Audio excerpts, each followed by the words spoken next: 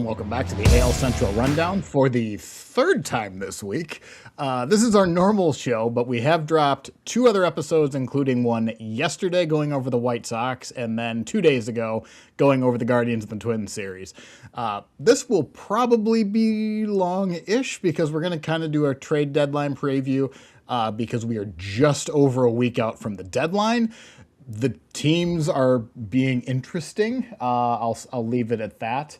But let me pull up the stats and the standings and hope that my computer wants to cooperate with me. But not much has changed. In fact, it's been pretty steady for the last little bit here. But the White Sox lead the division. They're 2.5 games up from the Guardians because they're 3-7 in their last 10, including a 5-game winning streak. And we're going to talk about Losing streak. 5-game losing streak with interesting timing with that. The Twins have gone 5-5, even though they've done it in the most frustrating way possible. They are 1 game under 500, 3 games back in the division. The Tigers lost today, and the Royals are quite a few steps behind. For the wild card, the Guardians hold the last spot. The Twins are a game back. The Astros are 2 games back from there. For stats and standing, or for the stats, the Twins still lead the American League in runs. The White Sox second, the Royals 9th, the Tigers 10th, and the Guardians in 14th, second worst in the league. And for pitching, the Tigers 3rd, Guardians 5th, White Sox 7th, Twins 12th, and the Kansas City Royals 14th out of 15 teams. So, with that said, it's been not a chaotic week. I will say, as a Twins fan whose entire basically last half of his season, it's going to depend on how they play for the rest of this week, essentially. It's been very kind of frustrating. But why don't we start with probably the most frustrated with us on this town. Sorry, Lee. I'm going to go with Dan on this one because the Guardians get back Jose Ramirez and haven't won a game since. Yeah, so we started to talk about this in that Twins Guardians review that you talked about at the beginning of the show. Halfway through that series on Wednesday, Jose Ramirez returned from the IL, did not make a rehab assignment. And at that point in time, the Guardians had won 2 in a row. They were up 2-0 in a series, a pretty pivotal series against the Twins, had stomped the Twins on Monday 13-4, and things were feeling really good. You're getting your best player back. Angel Martinez was close to being on the mend as well. And, rubbing the hands together, here we go. We're about to, hopefully take the second half by storm. And it has not gone that way whatsoever. And I don't pin any of that on Jose, who has looked a little rusty. Like we said, he didn't have any rehab assignment. He did a couple workouts at the ballpark, but nothing further than that. He's been fine. He hasn't embarrassed himself out there, but he hasn't been exemplary either. But overall, this Guardians team has really underachieved to the point that I'd say they are playing the worst baseball they've played this season right now. And part of that is the offense, which is obviously the weakest portion of this team, has been all year. And that is just a characteristic of the team. That's, they have been able to play around that to a point.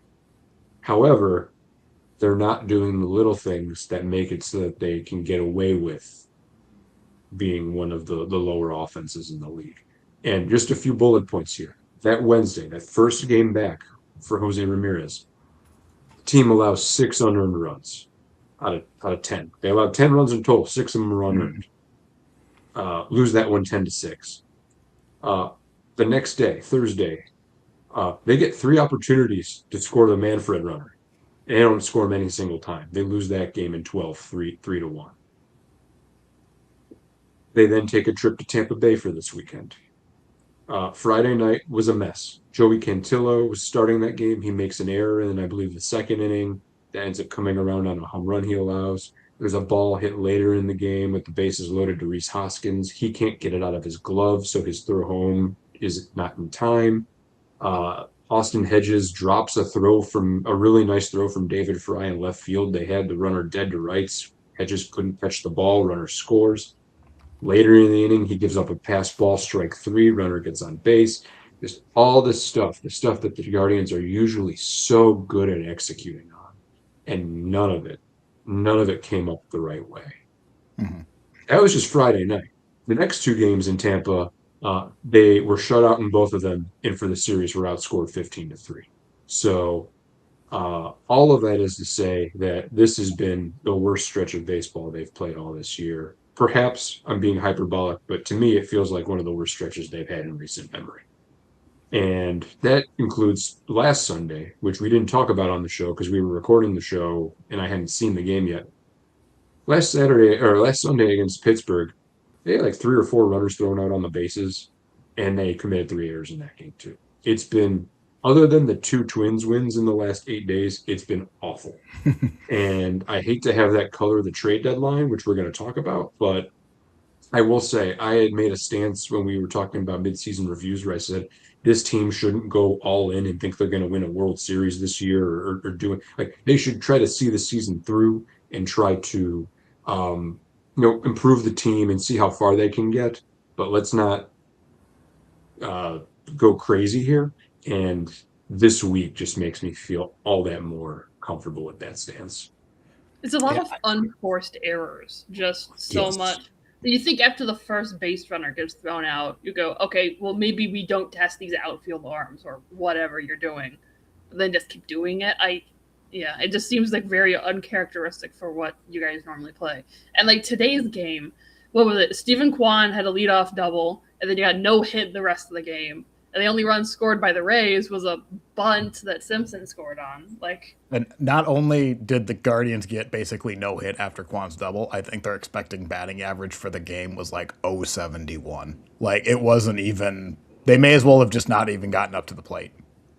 Awful. The Lauder walked twice. That was and I believe somebody got hit by a pitch. I forget who it was now. Forgive me, but the base runners were few and far between, and it feels like a real struggle against a really good Tampa team, the kind of team that you could have considered a measuring stick. And man, did you not measure up this weekend? Yeah. I mean, and not I don't believe the Guardians will go this way, but they're only a game ahead of the Twins. Yeah, And I'm going to talk about the Twins are keeping the dream alive of being buyers and sellers.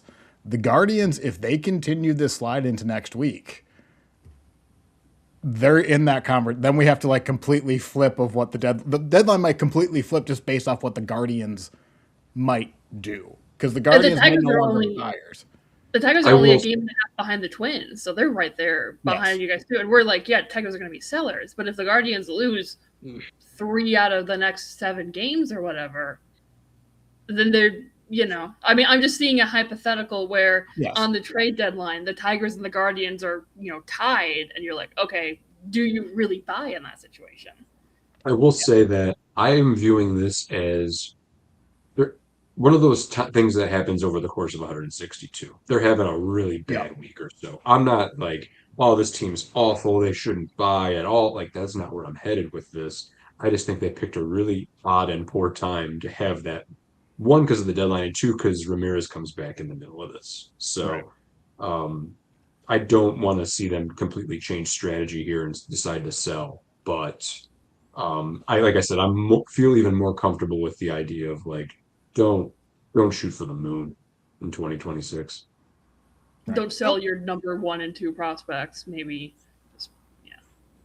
I think that's fair. Perhaps. So let's move over to a frustrating week for the Guardians too.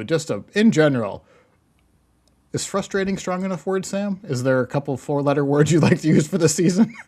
Well, hey, I mean, the Royals are 7-3 since the All-Star break. There you go. I mean, they're at least, showing up in these games. Mm-hmm. I think season as a whole has not gone the way anybody wanted it to, but I think when we went into the season, one of the things that we were looking for was, of course, for Salvador Perez to become the Royals' all-time leader in home runs in Kansas City Royals history. And so I'll take a minute here and I'll talk a little bit about Salvy And I talked about him last year when he hit his 300th home run, and kind of a little bit about what he means to me. I'll talk a little bit more just about him, where he comes from. He obviously is from Venezuela, as we all know from the World Baseball Classic. He was born and raised in Valencia, Venezuela, which is the third largest city in Venezuela. He was abandoned by his father at age 4. He grew up as an only child to a single mother. His mom was a baker, which she did to help support her and Salvy. She, when he was 6, enrolled him in a baseball school just to keep him busy. And clearly that was a success. I picture I don't know what he was like as a child, but like to keep him busy, I had to be like, for God's sakes, I can't handle this kid anymore. Like, go hit a ball. Yeah. The classic throw $50 at a summer program so your kid isn't sitting there the entire summer. Exactly. So he started playing ball when he was 6. And at that baseball school that he started playing at, he played alongside another player named Jose Altuve. So talk about 2 all-time, franchise greats right there. Mm-hmm. At age 8, he decided that he wanted to play catcher. At age 14, he decided that he wanted to really focus on playing professional baseball. Signed a $65,000 contract with the Royals at age 16. Made his way up through the Royals system, and on August 10th, 2011, made his debut in St. Petersburg. In that game, he picked off 2 runners, caught 5 pop-ups, got his first hit, his first RBI, and then just a couple weeks later, in August 19th of 2011, look at that young guy. Look at that young, skinny guy standing at the plate. Against Detroit, in Detroit. In Detroit against Max Scherzer. Yep, got his first big league home run right there in Detroit for Salvador Perez. So I think I've seen that same home run in that stadium 50 times. Just a right-hand hitter hitting it to that exact spot happens pretty often. But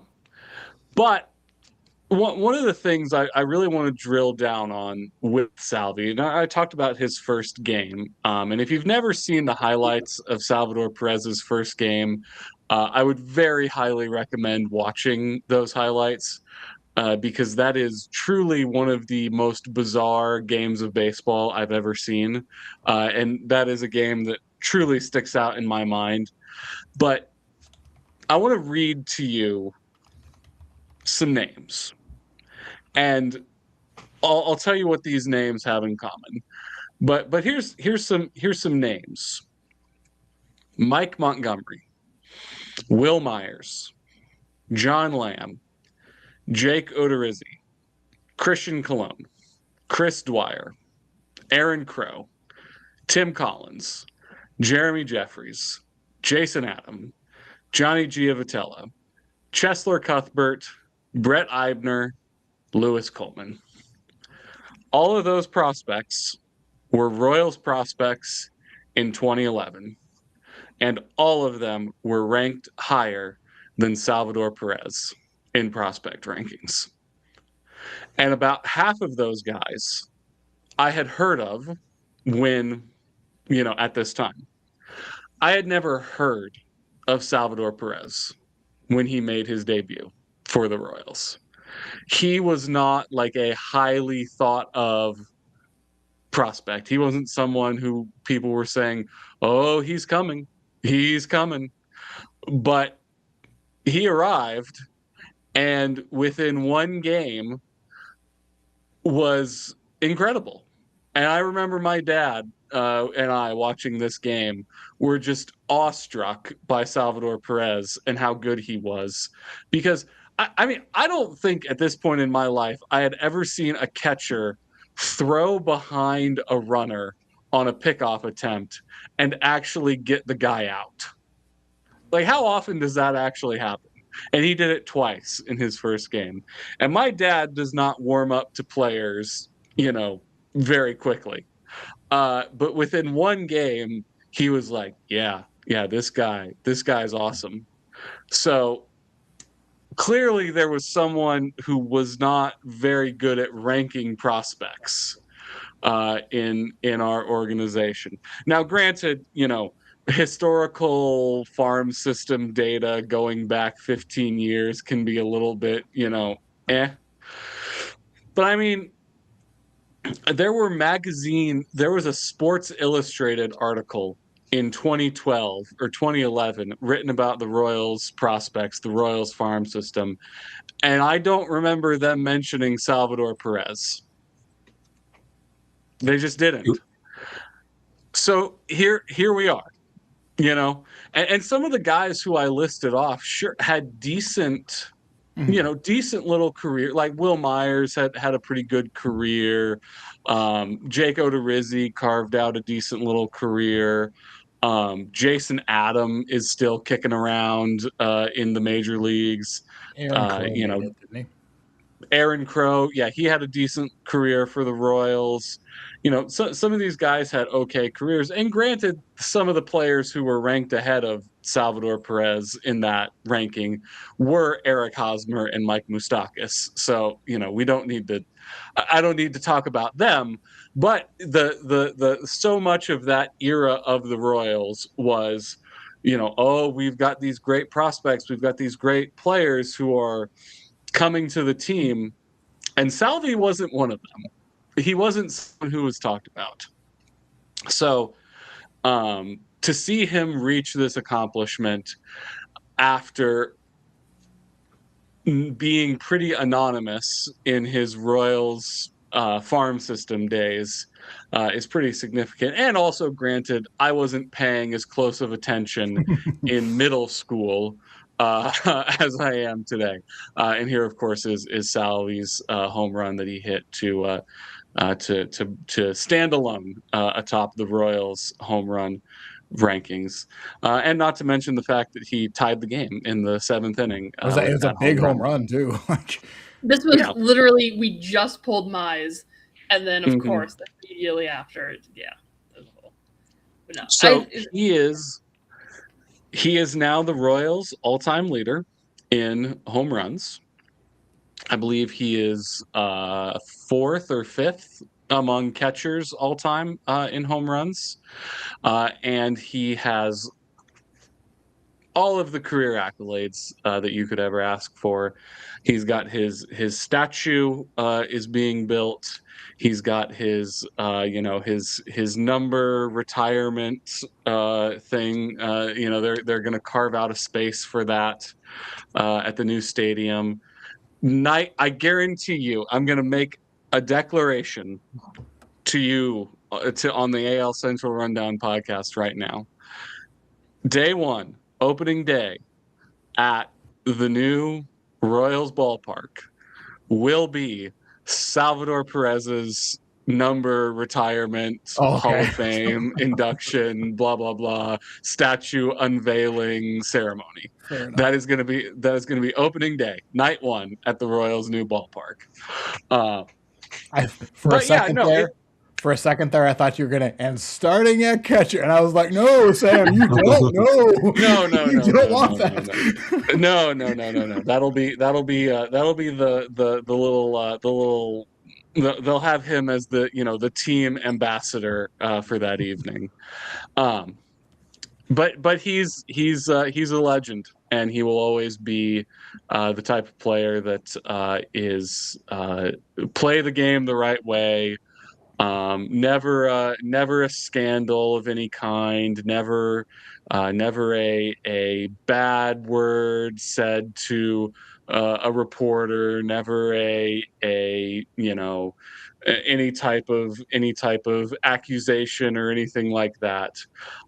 Just a guy who loves playing ball and loves being a fun guy. And being behind the plate. So Salvy, here's to you, buddy. And I think the only way his record-breaking home run could have possibly been any better. Well, there's two ways. Number one is I had seen it live because I didn't, because I was at a wedding at the time. The only number two way it could have been better is if he had hit it into the Little Caesars pizza Oh, thing in the that would have been in amazing. in the stadium. So yes, Salvy, good job, buddy. He's also really high up there. You were talking about for like home runs with the catcher. He's also up there for just Venezuelan players in terms of just Oh yeah. like, home runs and hits by a Venezuelan player. I mean, I remember him when I was a kid, right? And when I took a break from baseball for a few years, but then when I started getting back into it, I was like, oh yeah, of course, Salvador Perez is still there, and he's still really good, and he's still killing us. He has 318 home runs. I think 150 of them are against the Tigers. That's what it feels like sometimes, because I was at a game a couple of years ago against the Royals, and in front of us there were a couple of Royals fans who had traveled, and we were talking about Salvador Perez, and then he, of course, hit like an RBI double or something right after that. And I'm like, of course he did, because that's what he always does. Yeah, just one of the all-time greats for Kansas City. And I think one of the other things is, 318 home runs is not, especially nowadays, that's not a ridiculous amount by any stretch of the imagination. For a catcher, though. For a catcher, for a guy who's played all his career with one team, I think that is at a position that is not typically known for offensive production. I think it is certainly an accomplishment to be as durable as he has been for all these years, and that he has been able to mainly do so without taking time off from being behind the plate. Yeah. I know a couple weeks ago when we were talking about kind of the lead up to this, I was just curious. And yeah, he's like third in catcher innings since 2011. It's him and JT Realmuto. And then depending on the time frame you use, Yadier Molina can be in there or not. So he was behind the plate a lot and played 161 games in 2021 and led the league in homers and RBI too at 31 years old. So incredibly durable and productive at the same time. I do kind of. It's amazing how well he's been able to stay behind the plate and stay playing well behind the plate as well. I do kind of. He's kind of like the end of an era for me. Not only because like he was in 2011, but like the 2010s catching depth for the majors was really stacked. You had Mauer, you had Posey, you had Molina, you had Perez. Depending on how you feel about Brian McCann, you had like I think Posada was retired by then, but if he might have been kicking around, but like there was really good young catching for a minute in the majors. And I just remember those four of being like kind of in a fight of who would you rather have, and each of them had a different skill set. I guess like Salvy and Yachty were probably more similar, and Buster and Mauer were more similar. But that was just a fun time because as someone who pretended to play catcher when he did play Little League baseball and certainly didn't play past middle school, like that was I like catchers. So it was fun. So can I ask? We can let him sit in this moment, but we're always worried. We're always worried about the next, right? Who passes him? And everyone just thought of Bobby Witt. Bobby Witt has 118 career home runs. He averages 27 a year. And that means if he averages that, it would take basically 7.5 years to hit 318. Yeah, and I do think that at some point it is one of those things where if Bobby decides to stick around for that length of time, I think that he's definitely going to pass Perez on that list. I do think also Caglione has all of the power in the world. If he sticks around and he can become that 40 home run hitter a year that a lot of people expect him to be, he could pass that mark. But I do think, and at some point, like, Bobby Witt Jr. is going to have a big home run season or two, right? Just in the same way that Perez has one random 48 home run season on his resume.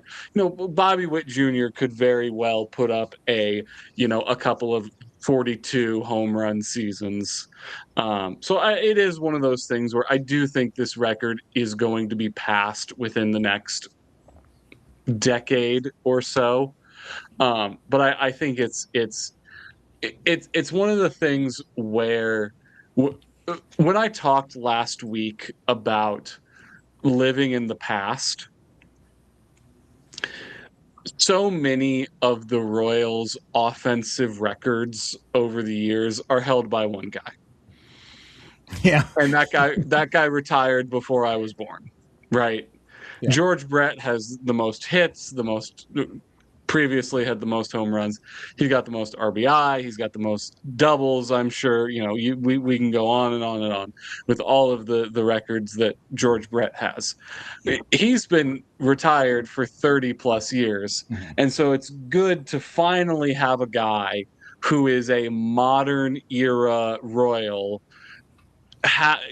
getting one of these accolades for a team who does not have a lot of, all-time great players who spent their whole career with the team. Yeah.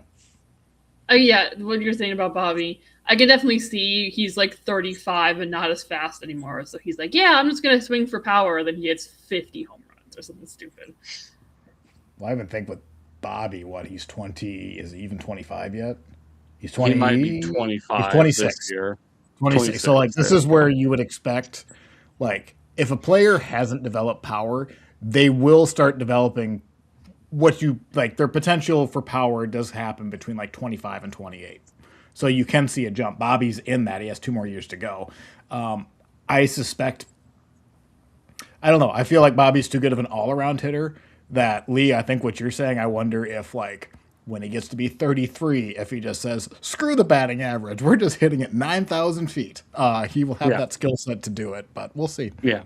Again, I do think this record is going to be broken within the next, 10 years. But you hope. Who knows?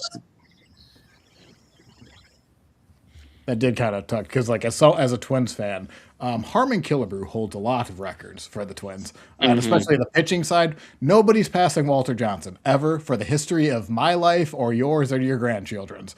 So that does kind of suck that I won't be able to see a new strikeouts leader for the Twins because effing Walter Johnson was 3 decades ahead of his time. So yeah, for the Tigers, if it isn't Ty Cobb, it's Al Kaline, and they were, before my dad, for Al Kaline, it's those records aren't being broken. It's nice to have it is cool to have a stat that will never be broken, but with an entire position, when the entire pitching side doesn't stand a chance, it does get a little bit that kind of sucks. But okay, I think we can move on from that. And for all those who are looking, this is a stopwatch because a certain pitcher for the Detroit Tigers is maybe a little tone deaf. We're not going to mention names, but we've maybe talked about this player a lot, and we're going to talk about him a lot in the next week. So this pitcher maybe said something stupid again, and in order to not go on a 45-minute rant, I'm going to set this timer.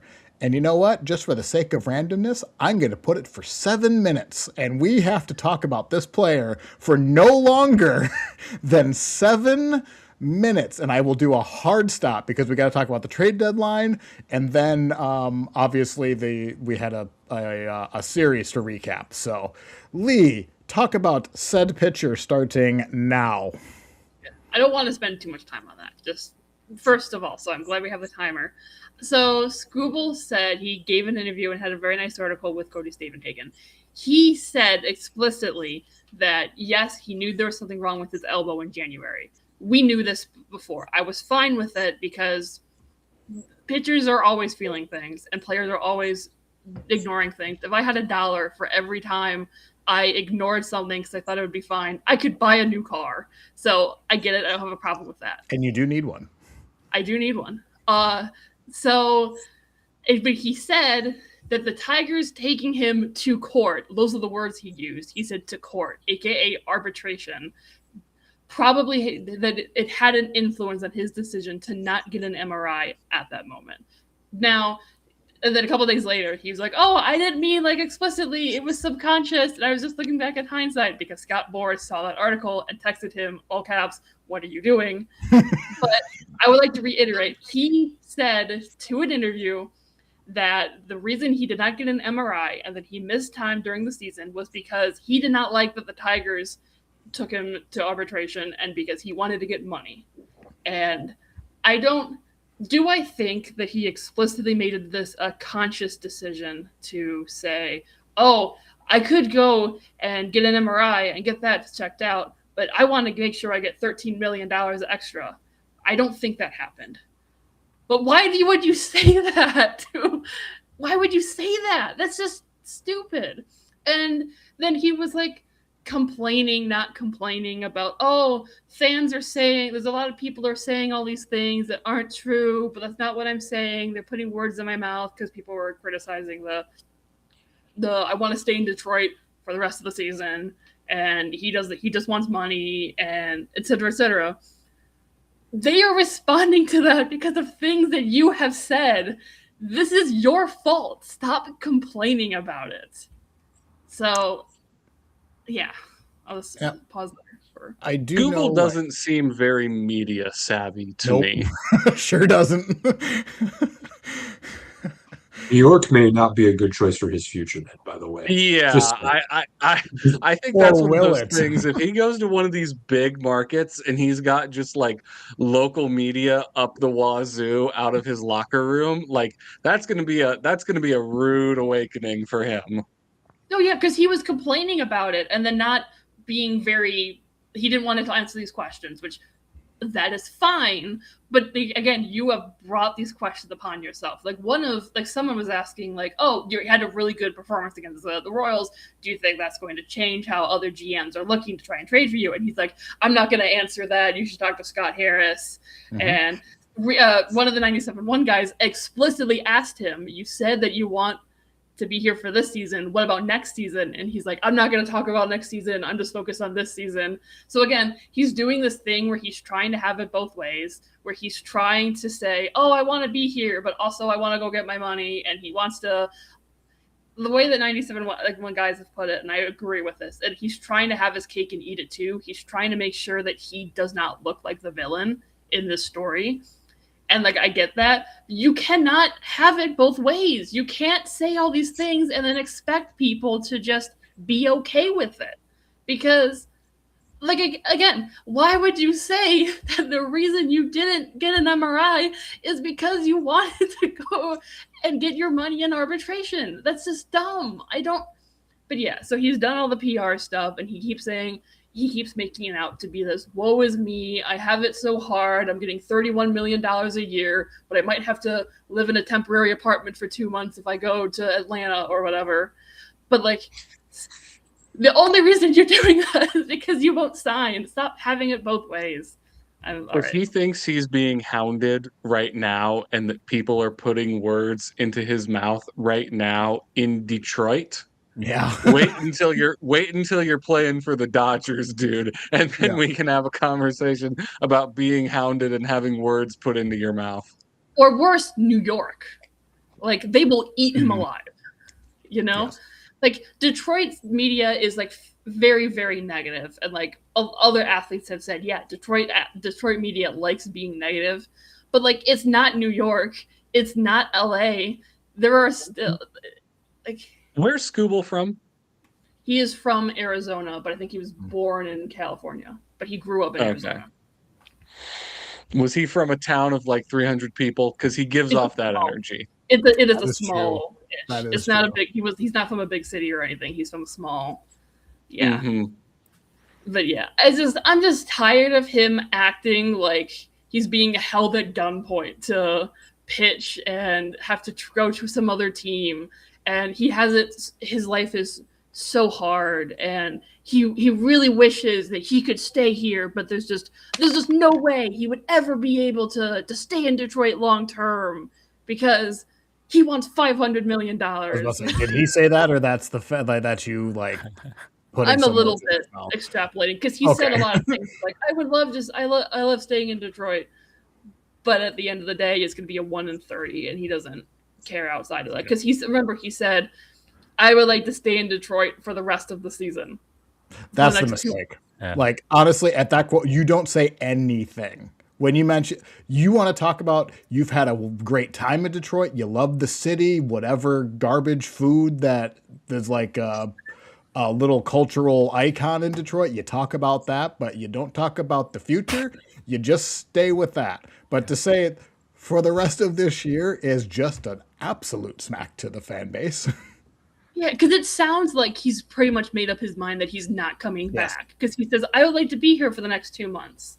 He said And the he quiet doesn't- part out loud, and the fans was really hoping the quiet part wasn't even reality. It was just unnecessary, and like So- I said, sorry.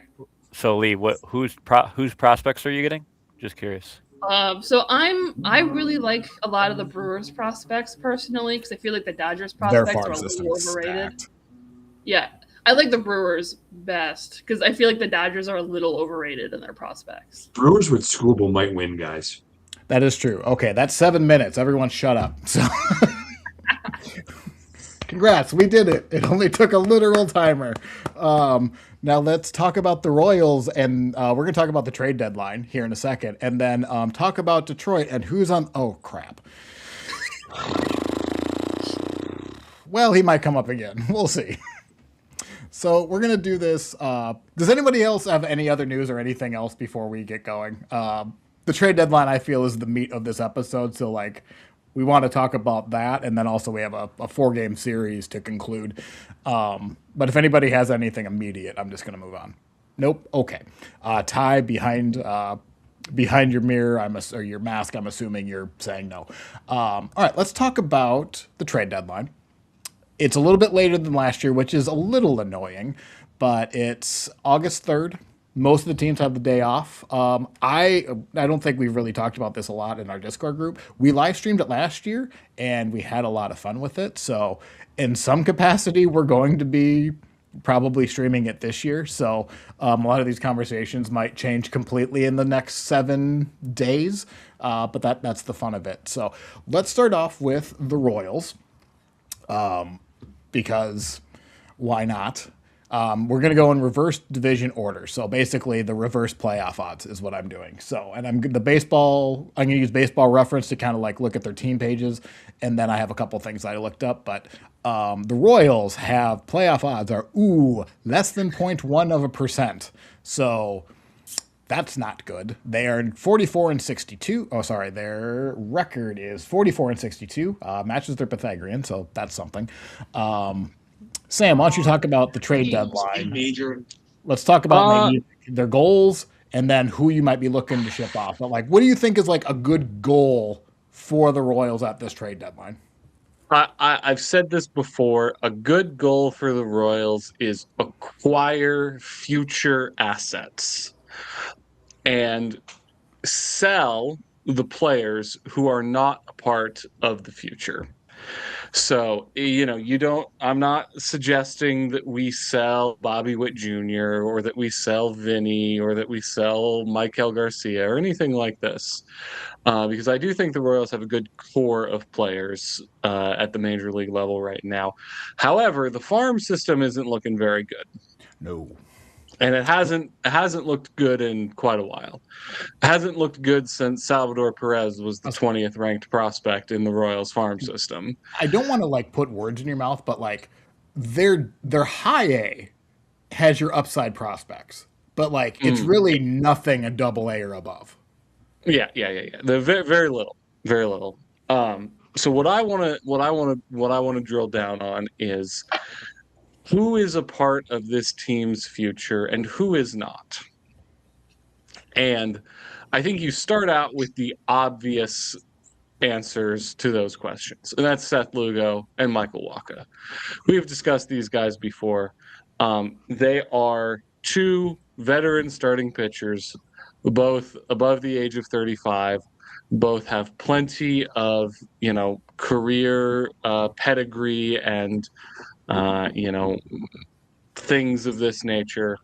And both of these players, in my opinion, are not a part of the future.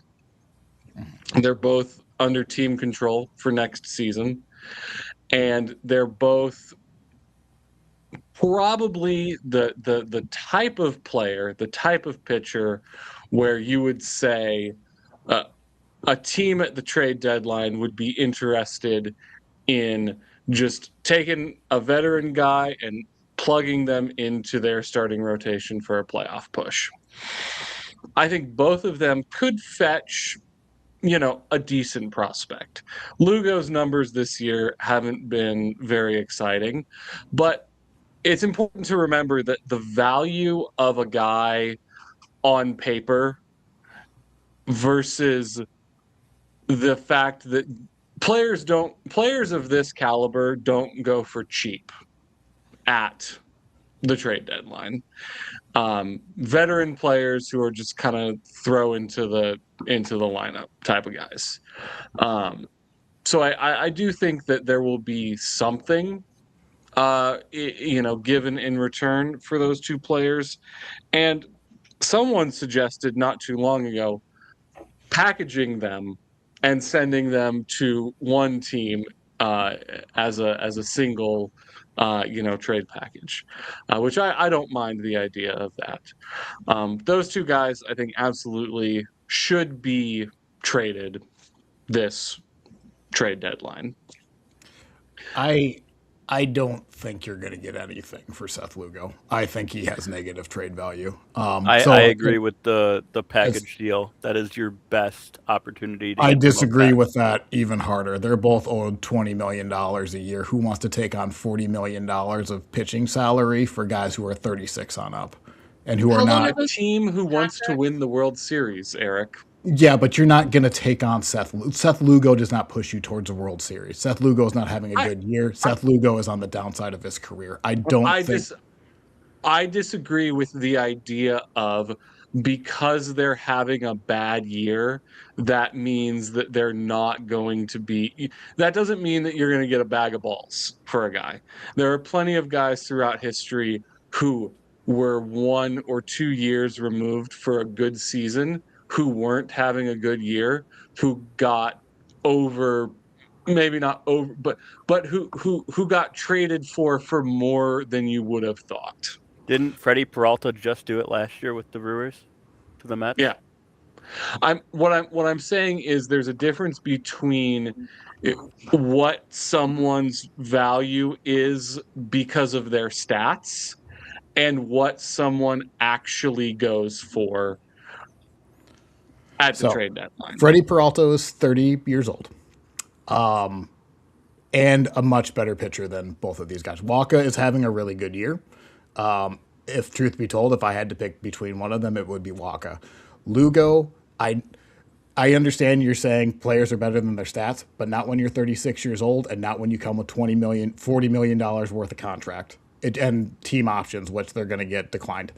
The value in trading Lugo is getting rid of the contract so you can invest $20 million in next year's payroll. I think you, at best, get a high A prospect that is either a lottery ticket or you can get a reliever. But you're not getting anything for Seth Lugo, I don't believe. Wacha, you might get something because he's had a good year. He is a literal all-star, but he's in the same boat. And you're looking at future value with these two. If these guys were rentals, it might be a different conversation. You might get something because you just need them to be good for the next 2 months, not for 2 years, not either of these guys. Sam, even though Eric has naysayed all of this, I think there's a specific organization within the division that might be willing to have a conversation with you. That's all I'm saying. Yeah. Yeah, no, and again, I disagree because I just think that players who are of this caliber, of this type, don't get traded for cash, right?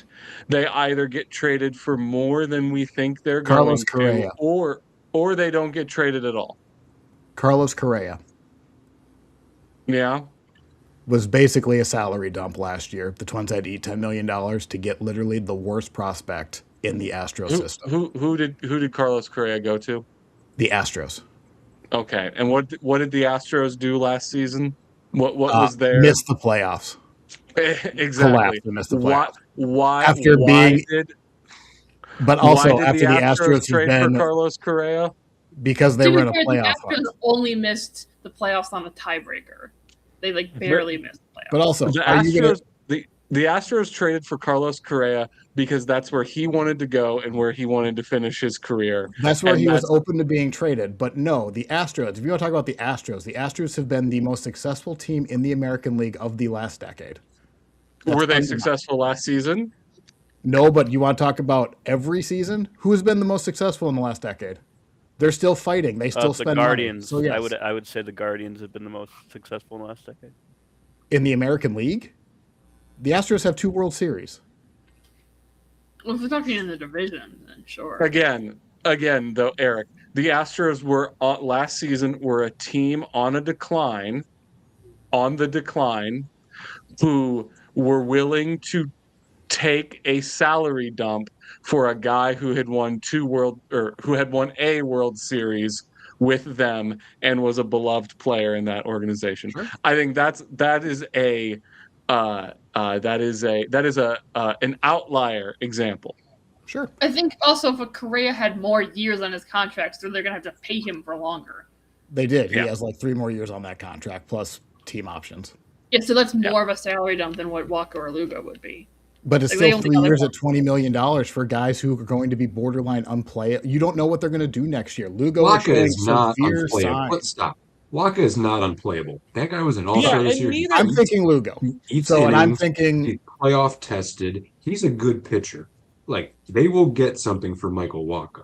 I'm with you, Eric, on Lugo. I don't think anybody is paying all that much for a guy that's making 23 million and is worse than the league average pitcher this last 2 seasons.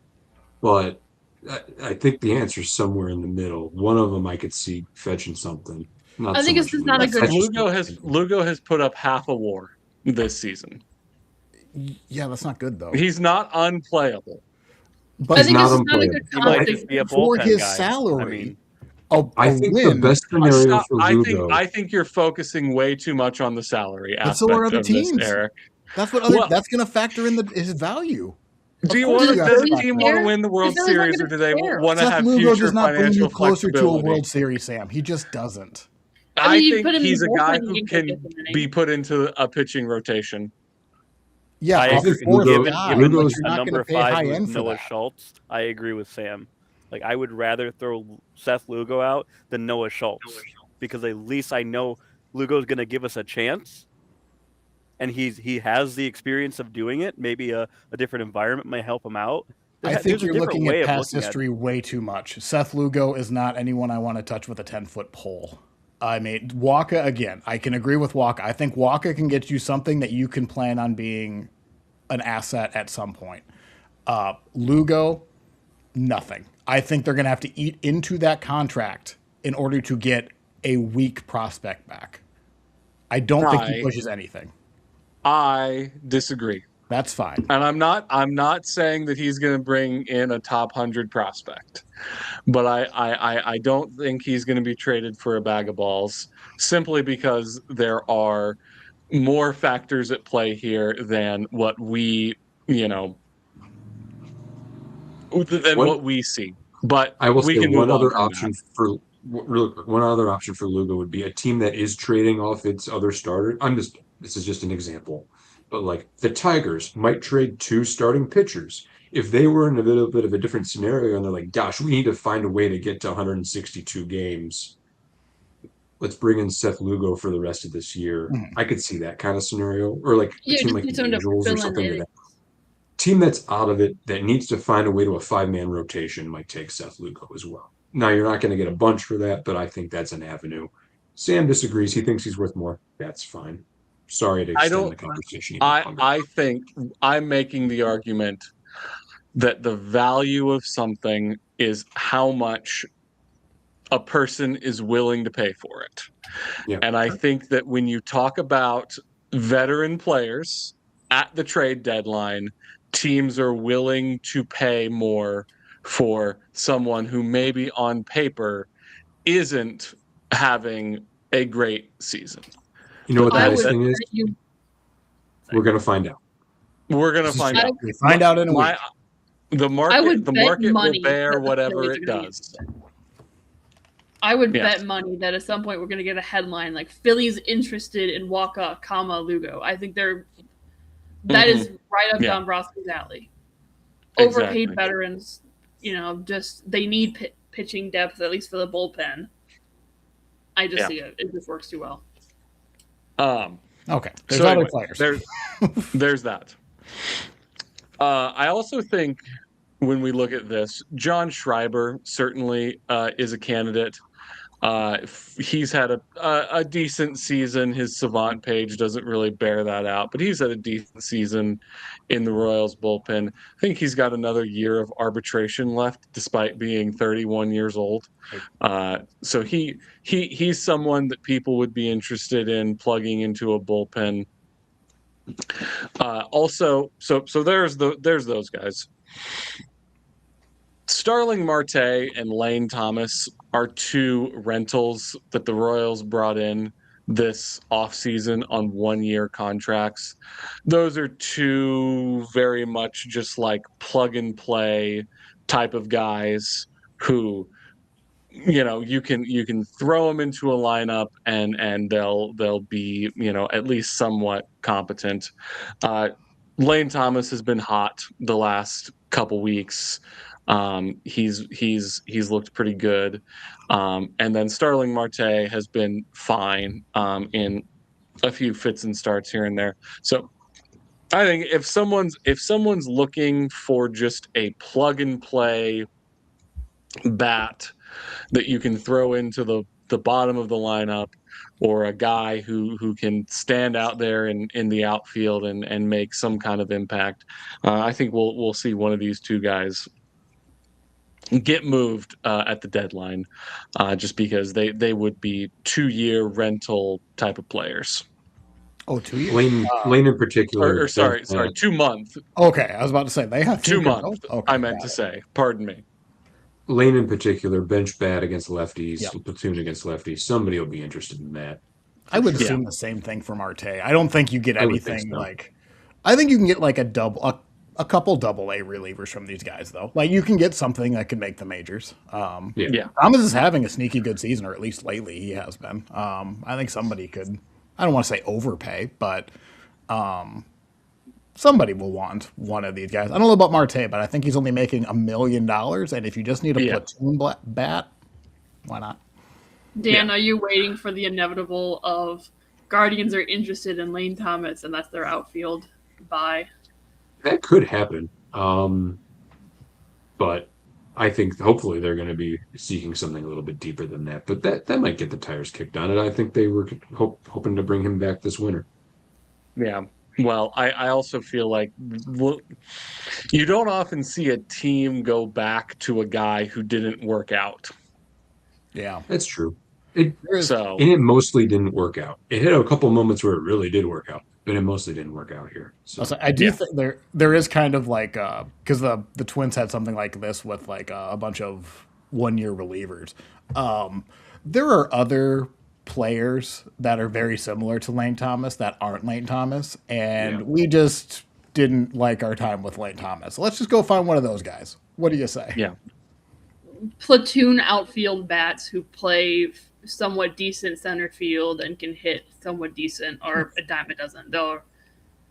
Someone will be interested, or they're around. Sam, do you he won't I guess he can be traded, but he probably won't be. Do you think if he was healthy, the Royals would maybe be shopping around a Kyle Isbell? I think that's That's that was someone who I was also thinking about for the trade deadline. I think he's another guy where, again, you can just plug him in.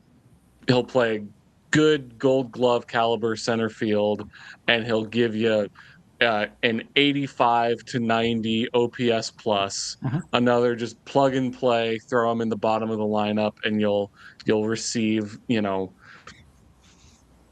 uh, Something. I think you would get a pretty. an average to slightly above average major league production. Yeah. I think you could get a pretty nice return, probably a better return for Isbell than I think people might expect. Because I could see him being like a, I don't want to say an incredible fourth outfielder, but like a really high end backup that can play all the corners, will platoon a little bit. You need him in center for 3 weeks. You're not going to lose any chance on defense unless you have like an elite starting center fielder for whatever reason. But unless like he goes with the Red Sox with Rafaela, he's going to be the best center fielder on that team. So yeah. And then I'll just say a couple of guys. Daniel Lynch the fourth. If you get the right offer for him, I think that you definitely have interest in trading him. He's going to go into his last year of arbitration this upcoming season. If the price is right, I think that is someone who the Royals could trade, because I do think if he were to stick around and then have another season similar to what he's had the last couple of years, I definitely think he's someone who could fetch a decent return. If he has a year and a half left, I think teams could really start a bidding war over him. Like that, he might get quite a bit. There you go. According to Fangraphs, he has 2.5 years. Does he? Yeah. Well, so not for nothing, Joan Duran and Griffin Jacks were just traded from the Twins the sale last year should not be duplicated. I'm not saying that, but like you will see multiple year controlled relievers traded. If they can get a king's ransom for Daniel Lynch, like Lynch would be a weapon for somebody. Yes, Exactly. I could see him being very dangerous in a bullpen somewhere and a team really liking him, especially if I don't know what relievers on the market past Mason Miller, but like maybe if a couple dominoes fall and a team is looking at Kansas City and sees Daniel Lynch, they might be able to be willing to part with some prospects for him. Yeah. And then finally, I'll just throw out a couple guys here. I mean, if you can get, these are my bag of balls, guys.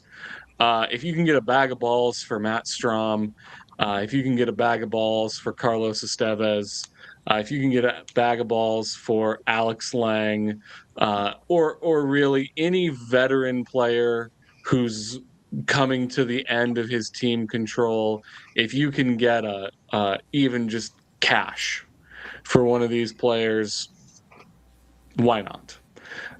Because I don't think any of those guys are going to be, if they're healthy, if a team thinks that one of these guys can be, a semi-decent trade chip, why not?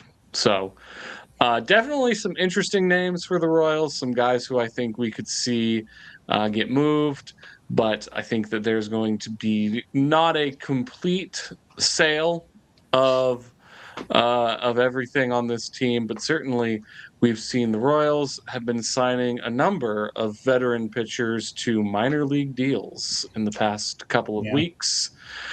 So perhaps that's an indication that we'll see some more movement on this front.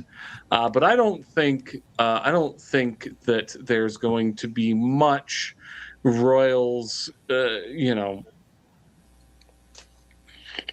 intrigue as far as the trade deadline is concerned. I don't think we're going to be talking about them too much come Monday, August 3rd. I'll ask you this one question, then we'll move on to the Tigers. But how many trades do you expect between now and the trade deadline?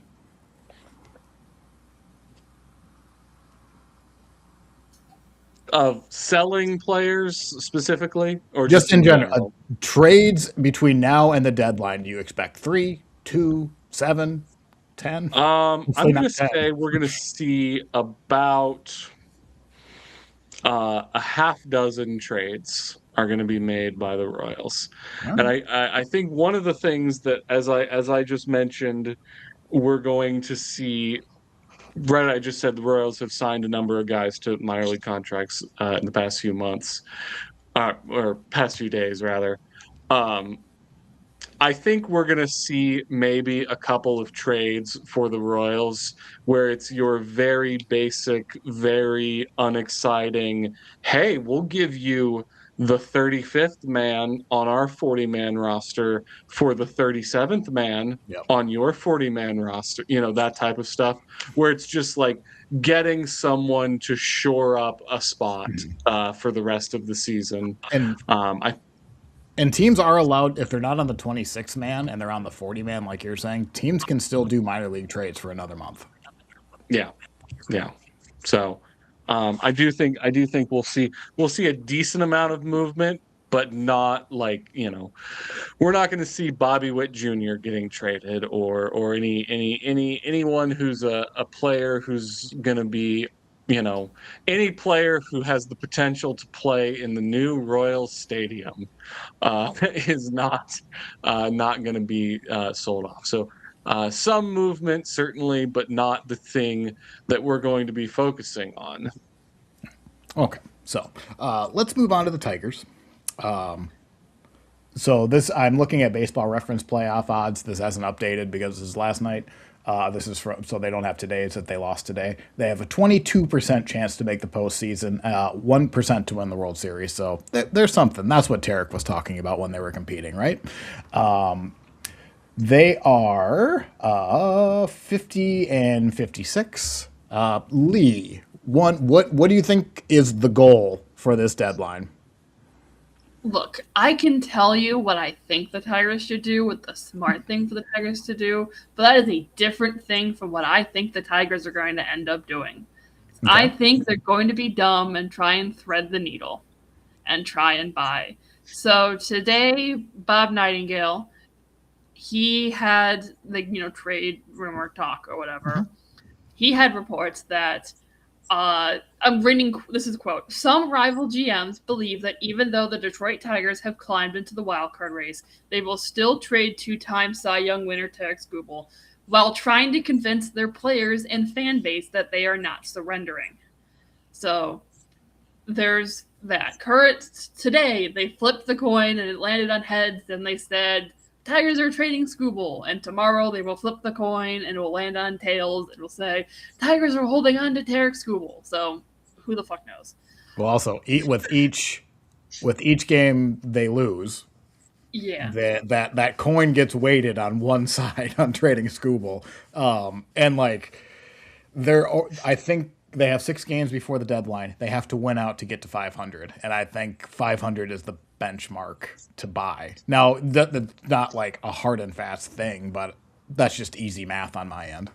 Yeah, that goes to the other trade news report, which is the Tigers are asking for a late inning reliever in trade talks, believing that it's essential if they are going to make a deep run in October. Stop it. Please don't. No, they don't want them to buy. So for you, I put a goal, what I thought the Tigers should be doing, but what do you think is your goal for them? It should be to reload for next year, prepare to compete in 2027. Go in with the idea of we have most of the players we need. We will need to make a run. This year, you can chalk up to underperforming players, sure, but also there was a lot of injuries. Don't run it back. Mm-hmm. Just get rid of the players you have that aren't going to be a part of the plan in 2027. I do think if you can find, I know you're saying don't do this, but I can still believe Detroit they've played better since May. They are on the upward trend. I could see a world where they do think they have a better chance because I think they're not that concerned about the Twins. And they were certainly favorites to win the division at the start of the year. Now, granted, that was months ago, and the season has played out not in that way. But I can see them doing the Milwaukee two-step like that stupid cliche we used a couple weeks ago, and it making somewhat sense. I just don't see a world where Tarek Skubal is a Tiger on the 4th, regardless of the situation. It makes too much sense to trade him. So there are, I want to bring up, there was a guy on Twitter who was talking a lot of, why would you trade Skubal to keep him, and then you'll get a first round comp pick when he walks. If you try and make a postseason run, you won't get a first round comp pick. Tigers are $1.2 million above the luxury tax. That first round comp pick is going to be what, 4th round? Just trade him. I thought you had to be multiple years over the cap. No? I don't know what the math is, but there was an article written where it basically is, if they stay at right now, and if they buy, like they theoretically would if they're keeping Skubal, that means they would get a later round comp pick. Fair enough.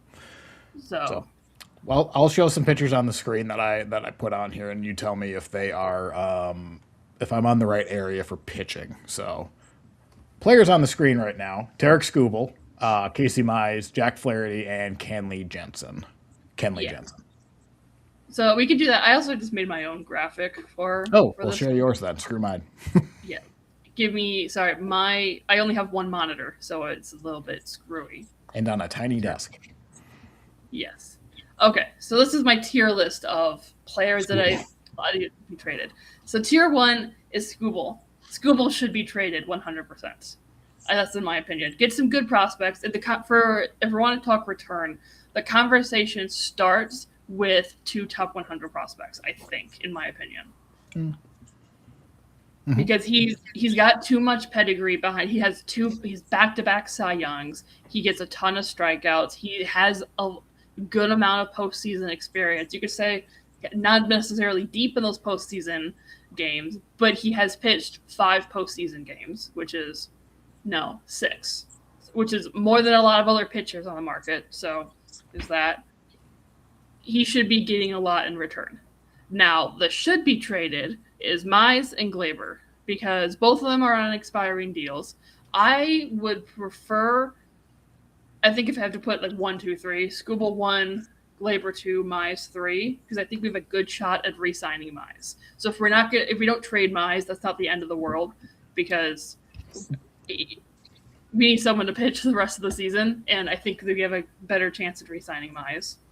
And I think we can get something good for both of them. Mize is probably like the 3rd best pitcher on the trade who would be on the trade market. Like, he's not going to get that much different from Skubal. Like, it's going to be a step down, but like not much. He has had some really good years recently. He's looked really good this year, if not with health issues. So he should get something good. Glaber, I think, is a similar type of deal where he has a ton of postseason experience. He's a very steady bat you could put at the top of the lineup. He can hit both lefties and righties. He's had some better defense this year.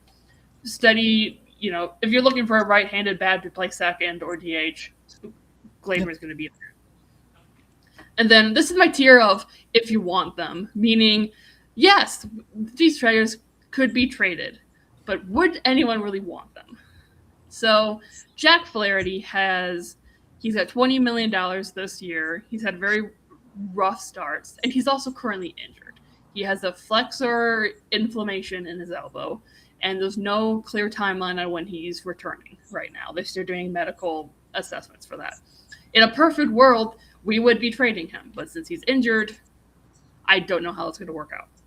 Drew Anderson, he kind of sucks, but he's on a 1-year deal, and he's going to give you innings in the bullpen. So, he's making, I think it's like $7 million. He'll give you innings. Someone will probably be interested in him. Kenley Jansen, similar kind of deal, but he's got 1.5 years left on his contract with a 3rd-year option. He hasn't been great this year. He's given up a bunch of home runs. Isn't it a team option or no? I forget it. Let me double check. I'll look at it. You talk. I can look it up. But he has 1.5 years left, so I can see teams aren't necessarily going to want to pay for him, especially because he's getting older and he hasn't looked good. So, but if someone's interested in him, go ahead. Take him if you want. Give us something in return. Same kind of deal with Kyle Finnegan. Now, Kyle Finnegan is interesting because he only has like a 2.5 ERA, but he has been very bad in high leverage situations. He's given up so many leads. For Jansen, it's a 1-year contract with a 27-team option. I don't know what the buyout is. Oh, the buyout is Okay, I must be missing $2 million. So teams will. I think he's gonna be traded. Okay, I guess I'm mixing him and Finnegan up because Finnegan, I think, is a 2-year with a third option. I think that's right. Yeah, that is right. Yeah. Looking at it. Okay, yeah. So Finnegan, similar kind of deal. His ERA is low, except he's given up a ton of home runs. He's given up a ton of leads. So he's not necessarily like a high leverage bullpen guy, but he's still a bullpen arm who has success in high leverage situations. And I can see a world where teams are going to be interested. He's not going to be paid that much, so I can see where, someone's going to call Scott Harris. It'll just be a matter of if it's a good enough offer or not. I put Javi on here just because for shits and giggles. Yeah. His contract is too much. But right. if you want him, go ahead and you can have him. But he only has a year and a half left. Yeah, he can play The Cubs shortstop. would be the only team calling. That's probably There's true. no way. That's probably true. I kind of Please refer to my previous comments on Carlos Correa if you want to know about That's what fine. the Cubs Let's might see. do. I bet the Tigers would have to eat some contract too. That was just kind of shits and giggles. Just a little bit. I get you. Yeah, same kind of deal for Zach McKinstry. I feel like someone's going to be interested because he's got a year and a half left. He's entering his final year of this is his second year of arbitration that he's got next year. He plays like 7 different positions decently well. I guess same kind of deal. Someone's going to call Scott Harris up and be like, "Oh, well, what do you want for him?" I don't know if I don't think he's likely to be traded, but like someone's going to ask about him, right? And then I just put I'm listening for just like I don't know how much of future these guys have here because Framber's been a mess. But if someone really wants a starting pitcher and is willing to have his contract, then sure. Carpenter, same kind of deal with I don't know what his long term looks like here. Yeah. But that is real power in that bat. If he's been cold lately, but if someone really wants that left-handed power bat, go ahead and take a call. And is it wrong? And I don't know that it'll happen this trade deadline, but is it wrong for me to think that Kerry Carpenter at some point is going to be a New York Yankee? I see that, but he doesn't need the short porch because all his home runs are 400 feet. I feel like how many he'll hit. I was about to say, like, I feel like any like power, if you have one tool and it's power and you're left-handed, everyone thinks he's a Yankee someday because that short porch will play. Yeah. But no, I do think like would that be a very good fit for him? Yeah, it sure would. And the Yankees just lost Bellinger for he's on the DL, so who knows? Yeah. I don't think these guys are going to be traded, but I think there is going to be phone calls involved. I guess that's what my general idea is. Well, I think Detroit, phone calls will be involved. A lot of phone calls are going to Detroit this deadline. And I think like where the Twins got a little, I don't want to say drunk with power, but they had so many calls last year on players that I think they just started saying yes to trades in the last like hour that they probably shouldn't have. But time will tell. Like the Louis Varland trade still really, really hurts. But I think once they decided to sell, they went for it, and then they just maybe threw some caution into the wind. Maybe. So Lee, if let's just say what we talked about how the team flips a coin, heads or tails, on any given day. Let's just say on deadline day, they flip heads. Not a single one of these guys gets traded. What would one player coming to the Tigers that you'd really like to see? What I'd really like to see, give me a right-handed outfielder. Give me a good bat, and you can stick them in right field. That's what I want, because I I'm kind of starting to get into shoot Matt Veerling into the sun territory. Same with James Outman, because they're basically guaranteed outs, and the defense is not good enough to justify them batting on this team consistently. So replace one of those guys with a bat who's going to hit 240 with a decent slug, and you can put him in the outfield. That is what I want. And obviously bullpen. And that bullpen piece, does it come down to closer? Is it closer and right fielder? Is that kind of like the 1-2 must-haves? Pretty much, yeah. I mean, we don't need infield. We don't need starting pitching. It really is fill up that lineup a bit and give us some goddamn high leverage pitching. But I don't want them to die. I think that would be a mistake. I don't want them to give up their prospects right now. I want them to sell and get some near major league talent back and go for it next year. So for the sake of getting so if you get a reliever with multiple years of team control, year and a half plus, at what? So I have MLB Pipeline's Tigers prospect rankings. I haven't updated from the draft because I don't know why they haven't. At what point or what number are you okay trading guys for said reliever? No, I'm not okay with them trading like any 6 or 7. Like start. Okay. Yeah, like there, I would be okay with starting. Okay. Chris Rodriguez is a 50 grade prospect in rookie ball. Rookie ball. Like I genuinely think it would be a mistake to buy right now because there is just this team is not championship built. This team is way too far back in the wild card round for me to feel comfortable saying that they're going to make a playoff run.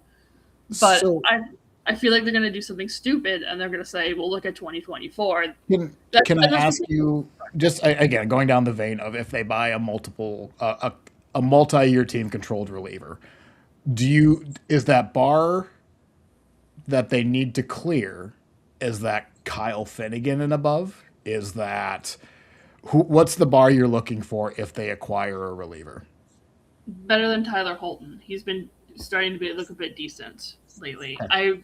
We do not have a lot of guys that I trust. We have basically no one I trust in high leverage situations. There's no one I trust coming in with an inherited runners on base situation. Will Vest is out for the next 2 months at least with a broken elbow. Brant Herter is still out with his lower back inflammation thing. I think my point is there is too much missing in this bullpen and in this lineup for me to justify saying to go in this year when we're so far back. Like if we were second team in the wild card and 4 games above 500 and we still had all these missing pieces, I would say, yeah, go trade for Mason Miller, go all in because this is Kubal's last year. But we're not in the second wild card spot. We're way too far behind for me to justify saying, let's say go all in right now. That's right. And I guess in the scenario, I'm not saying these are go all in. I'm saying they traded for Kyle Finnegan last year and that worked out well. Like that's I think a decent bar to set them. If that was Herter the one thing they did. That was the one successful thing they did. Remember? Right. So like I think that I think is okay. That's how I can see a world where they buy and sell because you're still adding major league talent, but you're controlling them through next year. But I'm afraid what they're going to do is they're not going to sell Skubal and they're going to add some middling bullpen pieces and they're going to say, we went all in. We did it. No. I think Skubal is I think they have to say that they're not trading Skubal so that the rest of the league doesn't immediately lower their offers. When was the last time you saw the GM of the team say, yeah, we're going to trade X player? And there's always that, game of bluff. Minnesota Twins last year. Sorry. They never said that about anyone. Who did they say they were going to sell? I just assumed, my bad. No, you will never hear a GM say we're trading this guy because their value tanks all of a sudden. Can I put you on the spot, Lee, with the framework? Sorry. Dan and then Sam. I didn't Dan hear froze. what either of you said. Yeah, Dan, you froze there. You froze again, so we'll go to Sam, and then hopefully Dan's internet can. The only comment that I had was you said a GM will never say a guy is going to get traded. There's some exceptions to that. There are times when GMs are a little too forthcoming, saying we want to trade X player at the deadline. I'd like to know. That yeah, maybe not so much at the deadline, but I'm sure it's happened. Sure. Dan, you want to try 3? Can I put you on the spot with a framework for a Skubal trade? Go ahead. The Milwaukee Brewers would really, really like Tarek Skubal. In an exchange, they would like to give the Detroit Tigers. See, presuming that the Tigers are also going to trade Casey Mize, you're going to need starting pitching, especially if you want to compete next year. You're going to want some starting pitching. First guy actually isn't on the prospect list because he's in the major leagues right now, but he's in his first year of control. He's got a 2.54 ERA in 63 major league innings. He's 24 years old, and he's got elite level K rate and walk rate. His name's Logan Henderson. He's a starting pitcher for them. Additionally, if Gleyber Torres isn't on the Detroit Tigers next year, you're going to need a second baseman, which means perhaps you'd be interested in Cooper Pratt. He's the number 3 prospect in the Brewers organization. He's in the majors right now, too, as well. And has had decent numbers at the plate and could probably play second base next year. On top of that, take a look at the Brewers' top prospects. You can have anybody but Jesus Made. And that is the framework for a Milwaukee Brewers Detroit Tigers trade, coming from somebody who has a lot of trouble with how prospects get valued. But I think that would be a really interesting move to pair those guys together. Like I said, I'm putting you on the spot. I don't expect you to necessarily have an informed reaction to that. I was just goofing around as we were talking about the Tigers and kind of came up with that on the fly. I like that because they're going to be looking for players who are close to their MLB debuts. They're not going to be looking for 19-year-olds. They're going to be looking for the 22-year-olds, the 21-year-olds. So I think that trade makes sense to me. You get young, cost-controlled talent, but they're going to be able to play tomorrow if you need them to, and definitely in 2027 if not. Yeah. But yeah, that's just something that would be good because I think they're looking. The rumor is starting pitching, which makes sense to me because our starting pitching depth is kind of. If you look at our top prospects, you'll see the top pitching prospects currently is a guy named Ben Jacobs, who was drafted last year, and then Malachi Witherspoon, who was also drafted last year. So I mean the guy.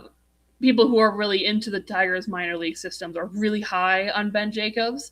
But my point is we don't have anyone who's like Toledo, who's like top, so we kind of need some, the depth there is getting a little low. I'm dreaming for the Brewers a little bit, but like how disgusting would Tarek Skubal and Jacob Mizorowski be to start a playoff series? Disgusting. And the Brewers would be a team that I would be okay with seeing Skubal on because it won't make me want to jump into traffic. So, yeah. Any other thoughts on the Tigers? We can probably move on here fairly soon. I guess my closing bit is I don't know if they're going to buy. I don't know if they're going to sell. I just hope that whatever they do decide to do, they go all in on one. Like, don't try and do middling bullpen moves. Like, if you're going to buy, go after Mason Miller, go after someone with years of team control in the outfield, go all in, put your money where your mouth is. Because then at least at the end of the year, you could say, we tried. Sure. I think there's a world that I think you can buy and sell, and I think you'll be okay with it. Because I think you can find pretty good arms for somewhat cheap. You're gonna get 2 really good prospects minimum for Skubal, or Jacob Mizorowski if the Brewers are drunk. If we buy and sell, I'd be okay with that. I just don't want to do the hold on to Skubal and then don't buy all in. I don't want to do that. If we're going to buy and not sell Skubal, go all in. But if we're going to sell Skubal, I would be okay with adding some bullpen and let's see if we can make a run. I would be fine with that. But if we don't trade Skubal, then that's a different story. I don't think the Tigers know what they're doing until August 2nd. So the next series they play the Orioles, who are like tied or just ahead of them in the wild card, and then the A's, who we just swept. But also we play them in Sacramento, and there's always devil magic in there whenever we play the A's in California. So who knows? But they also suck. So. Okay. I'll move on to the Twins, who I think they've been very up and down. I think they just went 500 between now and the deadline. From the start, they did it in a miserable way. They won their first game against Chicago, lost 4 in a row, and then they lost the first game to the Athletics and then won the series 1-2. So that equals a 500 record. They're one game under 500. As of this morning, they are 24% to make the playoffs, which is going to go up a little bit because they won today, which is 2% more than the Tigers. They are, like I said, they are 53 and 54. I guess it's surprising that I have to talk about them as maybe like semi-buyers, even though I think what Lee just said, I think the Twins are pretty likely to do. I'm going to start off with, if they're selling, there is one guy and one guy only teams are going to want in the starting rotation. And it's Joe Ryan. If you really want to look for another pitcher teams might be looking for, not even true. Taylor Rogers would be the other rental reliever. Ain't nobody want Taylor Rogers at 35 years old, even though he's $20 million. He's a lefty, but that's it.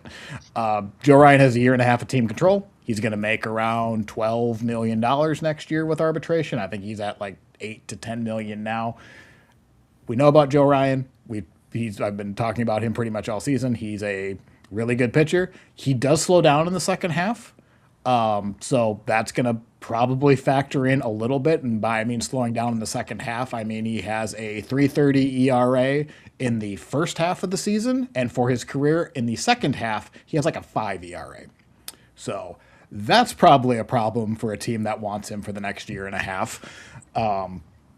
But if the Twins want to trade him, I will set the asking price for 2 top 100 prospects and expect not to get them, but that's what I'm going to start the asking for. And I'm going to hold on that because I'm not particularly motivated to trade him, but somebody wants to blow me away, go for it. If there's a qualifying offer next year with this new CBA, Joe Ryan will bring back basically a back end first round pick. That's typically that's basically a top 100 prospect in most years. So that's why I would hold pat at 2. That's really it. Can anyone want to make a funny joke and think of a second Twins pitcher that a team might want? Because Taj Bradley? He has 3 years of team control. They're not trading Taj Bradley. Zebby still has too many years, right? Yeah, I don't know. He's been up and down too. Yeah, he's pretty young. He's pre-arb.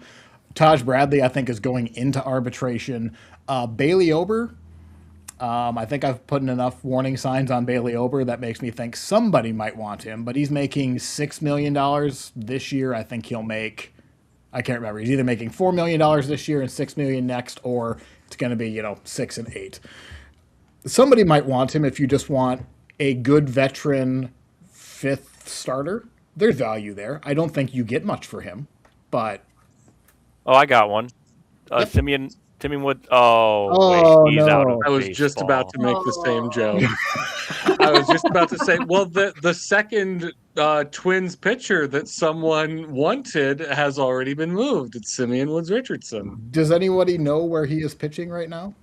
Is Well, it then he AAA DFA'd Toronto? by- AAA Buffalo for Toronto. So, yeesh. I haven't looked at his stats. I'm assuming... I mean, maybe the Twins just were correct on him, but I still wish they would have put him in the bullpen because I don't know if I've talked about the bullpen. Mr. Woods Richardson has pitched 3 games for Buffalo, 11 innings, and has a 6.55 ERA. Oh, no. Oh, poor guy. Sorry, So, Sam. Eric, did you see the news report that came out yesterday of what the Red Sox were willing to give the Twins last year for Yes. Joe Ryan? Yeah, I just wanted your thoughts on that.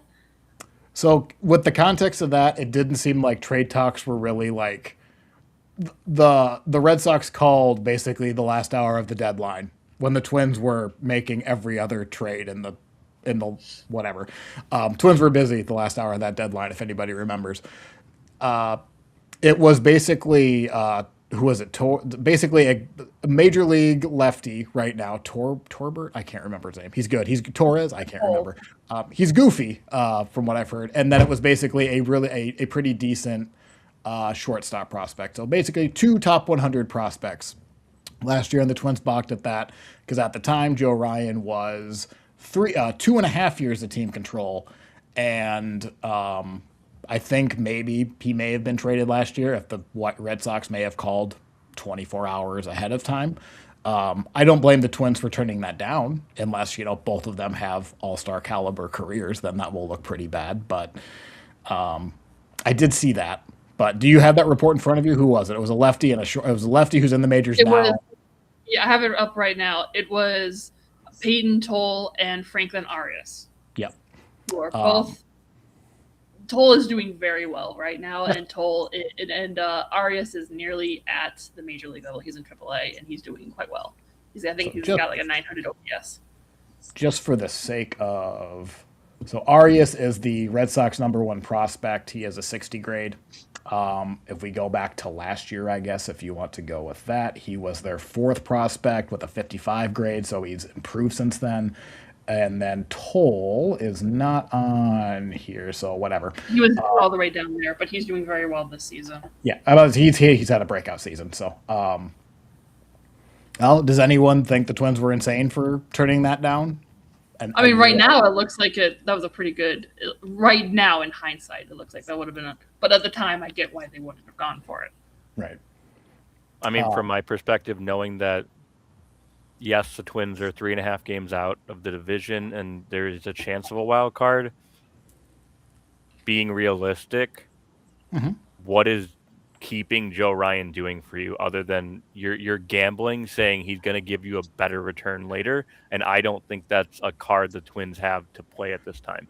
I think the argument between then and now is how much lower was this trade value going to go, assuming he doesn't get injured or he fails. So Joe Ryan, a year later, it was still a literal all-star. He went back-to-back years. And I think the Twins are still going to ask for 2 top 100 prospects, which is essentially what they were offered last year. So basically, you could have just taken them last year. Yes.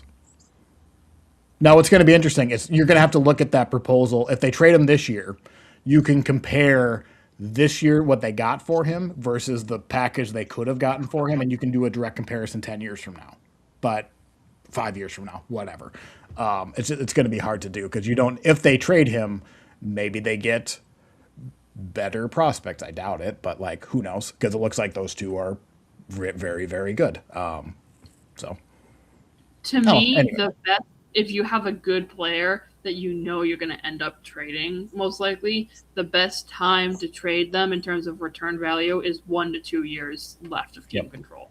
Because that's kind of a sweet spot from where you can still get some really top-end prospects, but you're not going to miss out on all this time that you're with this player, right? Then you can kind of which it should really, and what I kind of compare, one, they were offered 2 top 100 prospects last year.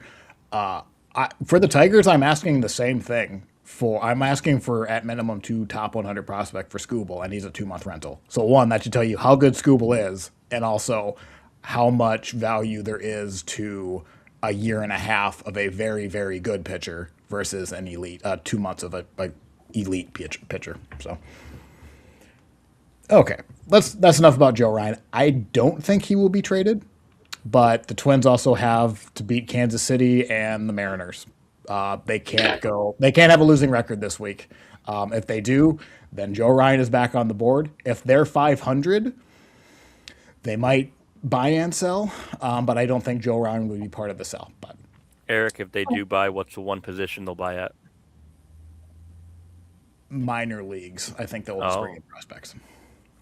My favorite position. Yes, I was about to say the Twins have been obsessed with prospects, which so am I. So whatever. Everyone else who I think can be traded, or at least like here's who I think. The number one obvious, it's Ryan Jeffers. He's a 2-month rental. He is Shea Langoliers is now out for the season. I can't remember the other catcher that's now on the market, but if it was going to be Shea Langoliers was going to be the number one catching trade block or trade chip if he was still healthy. It still might be Jeffers, but it's only 2 months. A lot of teams do not trade for starting catchers, one, because they're hardly ever available. Jeffers does not have, as far as metrics you can measure, he's not a good defensive catcher. However, the pitchers will tell you he's really good at play calming. He seems like a smart dude. He's really good with ABS challenges. He has all of those factors, but it's hard to measure those. As far as pop time, outs above average, and that and framing, he's below average to bad. But you're not going to find a catcher who's going to have a 900 OPS this year. From everything I've heard, it's basically him and Stevenson from the Reds. Thank you. That's who I was thinking of. That was the other catcher. So depending on who wants him, I will ask for a top 100 prospect, but I'm not likely to get a top 100 prospect unless there's like a bidding war between a couple of teams who just really like Ryan Jeffers, as in the Yankees or the Rays. Or the Yankees again. Or the Yankees again. Or the White Sox. Maybe. I would be nervous about trading him to the White Sox unless I was absolutely sure what I was getting back. But then also I would be worried about him extending him. But I don't think the White Sox would be interested in them extending him because they're kind of in on Teal, and the only reason they're interested in catchers is because Teal. Oh, that's true. Everything Lee just said, yes, absolutely. Yep. That's a good point. Yep. Kyle Teal just decided to disappear this year, so that's sad. Maybe. I mean, it has happened before. Francisco Liriano got traded for Eduardo Escobar a decade plus ago. It has happened. If the Twins, and then the rest of these can be like, I don't know, 50%, depending on how the Twins go. If the Twins have a losing record, all these guys can go. Josh Bell has been traded, I think, more than any player in history. As far as what he can get back, we have a pretty good gauge for this. He's been traded 5 times. He was traded for cash in 2020. He was traded by the Guardians to Miami for Khalil Watson, who at the time was the 13th best prospect in the Marlins system, and Gene Segura, if anybody remembers that, which I did not. I don't think he ever played for the Guardians, but I think the Guardians took on salary in order to get it. So I guess I will, in the same vein as I will ask for a lot and barter down from there, I will ask for a team's top 5 to 10 prospect, knowing that not all farm systems are equal, and then maybe expect to get someone's 10 to 20 prospect back, whatever that means. Trevor Larnach, I don't care what you get. I don't think you're going to get much of him. Maybe a double-A reliever. I just want the play time for the younger guys in AAA. He's having a really good season. You're trading him at an all-time value. Do it. With that said, I think he's probably going to be on the team on August 4th. I'm going to be a little bit cranky about it. So that is what it is. Royce Lewis and Matt Wallner, I'm going to put in the same bucket. I do not think I'm going to get a lot for Royce Lewis or Matt Wallner. But what I am hoping is that another team has a pitcher. I want another team's Royce Lewis, as in a former high hype prospect who has not been impressive for a couple of years. Same thing with Matt Wallner. I want another team's version of those players that maybe a change of scenery does something for. That's really it. Matt Wallner, I don't know if he's ever going to play for the Twins again. That's what I got. As far as any reactions on the hitters? Am I completely off base? Am I asking too much? Whatever. No, I think you're a little tiny bit underselling Jeffers. I think there's going to be a bidding war for him because there's just so many teams this year that are looking for catchers, and there are not that many catchers available. So I think I think someone's going to overpay for him. So congrats on getting whoever the Yankees number 3 prospect is or whatever. Yeah, I looked. It's not that impressive though. So like that, the Yankees, because I 1 sec. I'll just pull up the Yankees top 100 prospect. I do think Elmer, like Rodriguez and Lang, I think the Twins will focus on pitching. He's in AAA. He has a 55 grade overall, and then Carlos LaGrange is also basically the same thing with a bigger fastball. So maybe they go for those guys. Maybe they get one of those guys. I'd be okay with it. I don't think you're going to get anything else than that, though. I hope to be wrong. I don't know. It just feels like this year there's been a lot of talk of teams are interested in catchers. Like, I wouldn't be surprised if teams called the Tigers about Jake Rogers, and Jake Rogers kind of sucks. That's funny because I brought him up because like there are backup catchers do get traded, not quite a bit, but like it's easier to trade for if you have a crappy backup catcher and you just need someone who can call a game and has good defensive metrics. That's all a backup catcher is. So, yeah, when I was thinking of Tigers, I almost put Jake Rogers, but then I saw. I don't think they're going to do it because they don't really have a replacement for him in AAA right now. There's Eduardo Valencia, but he's really not a catcher. So I just don't think they're going to do it. They're just going to, we'll let him walk at the end of the year.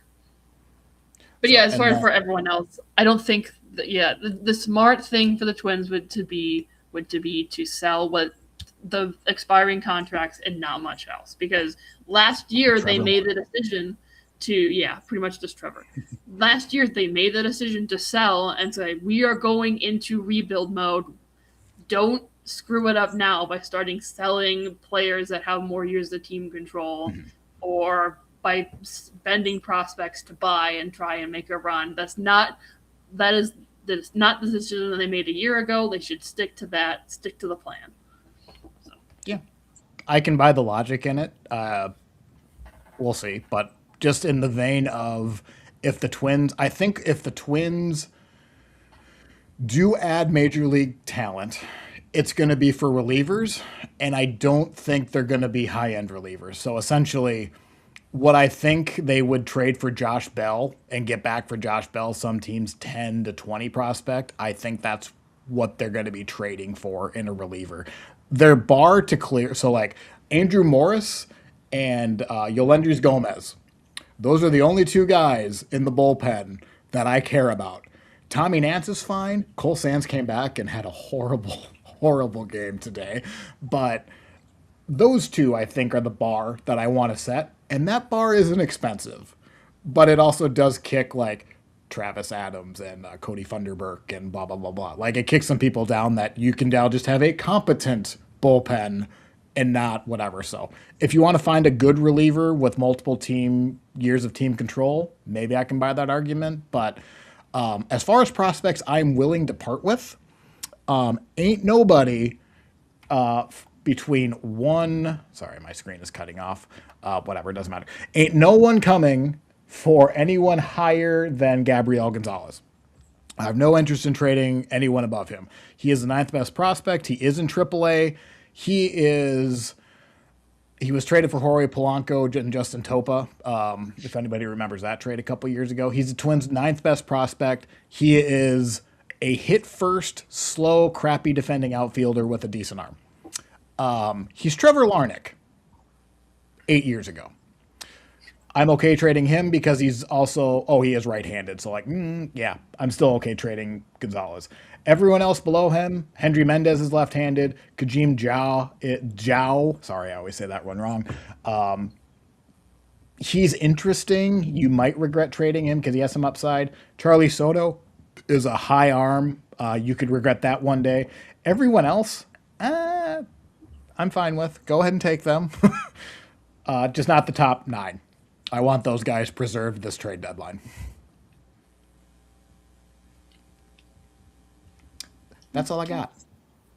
So I will leave. I will say because I asked the question of how many trades do I think the Lee, did I ask you how many trades I thought they would make? No, you did not. Okay, we'll ask you in a second. I think the Twins will make 3 trades.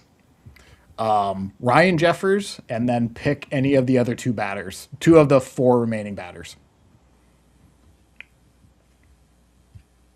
Just don't sell the whole team again, please. That was traumatizing. Please don't do that to me 2 years in a row. Twins, please sell your entire roster. I want to. I just remember that again. the screenshot of the Instagram with all the thank you post stuff. It was just like 12 of them. But just think how good your farm system would be, Eric. Just think about it. Maybe. Well, the Twins also have, because they just got, oh my God, Von Lackey. Like the Twins, according to Baseball America, have a top 5 farm system right now. And they have guys, if I haven't said it, 9,000 times this year, they've had guys near the majors that have just been injured. If you sell off the entire roster, I'm just saying you could have number 1. I could. That's fine. True, but I think I'll pass. So why don't we move on to the Guardian?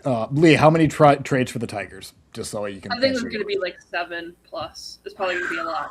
All right. I think they're going to do a bunch of little stuff, and Skubal, probably Mize, probably Torres, and then just like some random stuff to fill in gaps in pitching. Okay. Okay, we'll move on to the Guardians. The Guardians right now are 54-52. As of this morning, they had 56% to win the playoffs, 2.5 for the World Series. So this is the first team that is projected, that is more likely than not to make the playoffs. So we'll probably spend a little bit more time on prospects, but Dan, why don't I let you talk about that? Start with, as you have the goal. And the goal for this trade deadline at this point in time for the Cleveland Guardians should be to take what has been the 23rd best offense in the sport and turn it into as much better as they can without sacrificing too much prospect capital at the same time. Like I said, I don't want them to shoot for the moon this year. They need to see this season through as far as how far they can make it into the playoffs. But I don't think this is the year to make one big home run swing and try to move everything, move heaven and earth to try to win the World Series. Most notably, I think, I've spoken on this podcast a number of times about center field on this team, and I've actually softened a little bit on that in terms of that being the main place that they need to improve. The fact of the matter is, while that offensively they haven't been very good in center field, they have been very good defensively at a premium defensive position. Additionally, I have kind of let by the wayside how poor production-wise they have been at first base this year. That is a combination of the fact that Rhys Hoskins had a pretty good first 2 months through May. He was a fairly productive offensive player, and he has unfortunately not been able to continue that beyond May. Kyle Manzardo has had a very up and down year, with most of it being down. I'm not willing to give up on that guy. He hit 27 home runs last year, but I do think there is an opportunity in the short term to improve at first base, and then secondarily left field or center field, either or, because of the versatility that Stephen Kwan has shown. Either one of those positions could also be upgraded.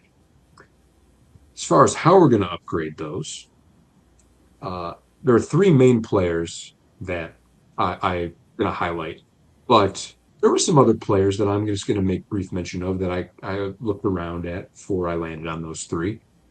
Nathaniel Lowe is having a good year, a buy low year in Cincinnati. He would have been interesting. Christian Walker in Houston. Yep.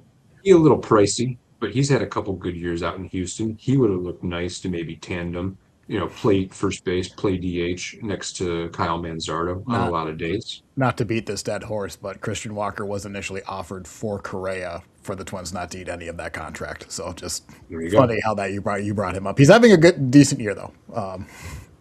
Dalton Varsho is a defensive wizard for the Toronto Blue Jays. Blue Jays and Guardians have a good relationship. He's the worst hitter of anybody that I looked at, though. And Taylor Ward, who has not hit for power this year, but has hit for power in the past, plays left field, been playing in Baltimore. He'd be interesting. But none of those guys are the guys I wanted to really highlight. One of the ones I wanted to highlight, we'll start with. This gentleman plays for the St. Louis Cardinals. He's a left-handed hitting outfielder. He could play all three outfield positions. Is a gentleman by the name of Lars Nootbaar. He has slashed this year 242, 344, 371. It's been in limited time. He had surgery on both of his heels last year and missed the first half of the last season. I'm sorry, I did that wrong. He missed the back half of the last season as well as the first portion of this year. He's played 40 games. He has 6 doubles, 3 home runs, and has looked fine. And he's a strong defensive outfielder, can hit for decent average, and walks a lot. He kind of fits the mold for what you would look for in a Cleveland Guardian. Strong arm in the outfield, something else they really like to have out in Cleveland. And so he is a Cardinal. And the Cardinals last year traded a bunch of players at this point in their timeline. He's got this year as well as next year for control. They did this last year with guys like Brendan Donovan. So there is a history there. However, the Cardinals are in a much more positive position in the standings this year than last year, and it's not a given that they're going to sell. So he is somebody I'd be interested in. I wish the offense had bounced back a little bit better, but I'd be curious to see what he'd look like in a Guardians uniform. Secondly, moving to the infield, is Isaac Paredes. Paredes has bounced around a little bit. I believe he started in Detroit, but he's played for a couple of other teams over the course of time. He's currently playing for the Houston Astros. He's slashing 263, 356, 435, 18 doubles, 14 home runs. He is a heavy pull hitter who is definitely his game has worked very well with the Crawford boxes in Houston. And I think a lot of home runs in Houston will probably lead to doubles off that big high wall in left field in Cleveland. I'd say, what a difference. Still productive. Yeah. Maybe not as many balls over the fence, but I think he'd still be a productive player for the Guardians. He could play first base. He plays first and third in Houston. He could spell Jose Ramirez when needed at third base. He could also play first base fairly regularly for the Guardians as well as DH. And just his ability to drive the ball to the pole side is something that this team could really use, and I think would help with that WRC plus being as low as it is. The issues with him, there isn't a lot of talent in the third base market. I believe it's like him and maybe Matt Chapman. That's what I was able to find. So price might be a little bit steep. Also, Houston doesn't sell very often. This would be a little bit of uncharted territory for them, so don't know what exactly will happen there. But again, somebody else that could hit in the middle of the Guardians order and would definitely be an upgrade. They can rotate guys out. You'd probably take Hoskins' spot on the 26th man, and as well as like hit fourth like he has or hit fifth like he has. The last player that honestly I didn't know much about this guy before I did this exercise. Plays out on the West Coast. I don't get to see him very often. He plays in the National League for the San Francisco Giants. A gentleman by the name of Casey Schmidt. Schmidt plays all 4 infield positions as well as left field. So he could play first. He could play left field. He could spell somebody at a different position if needed.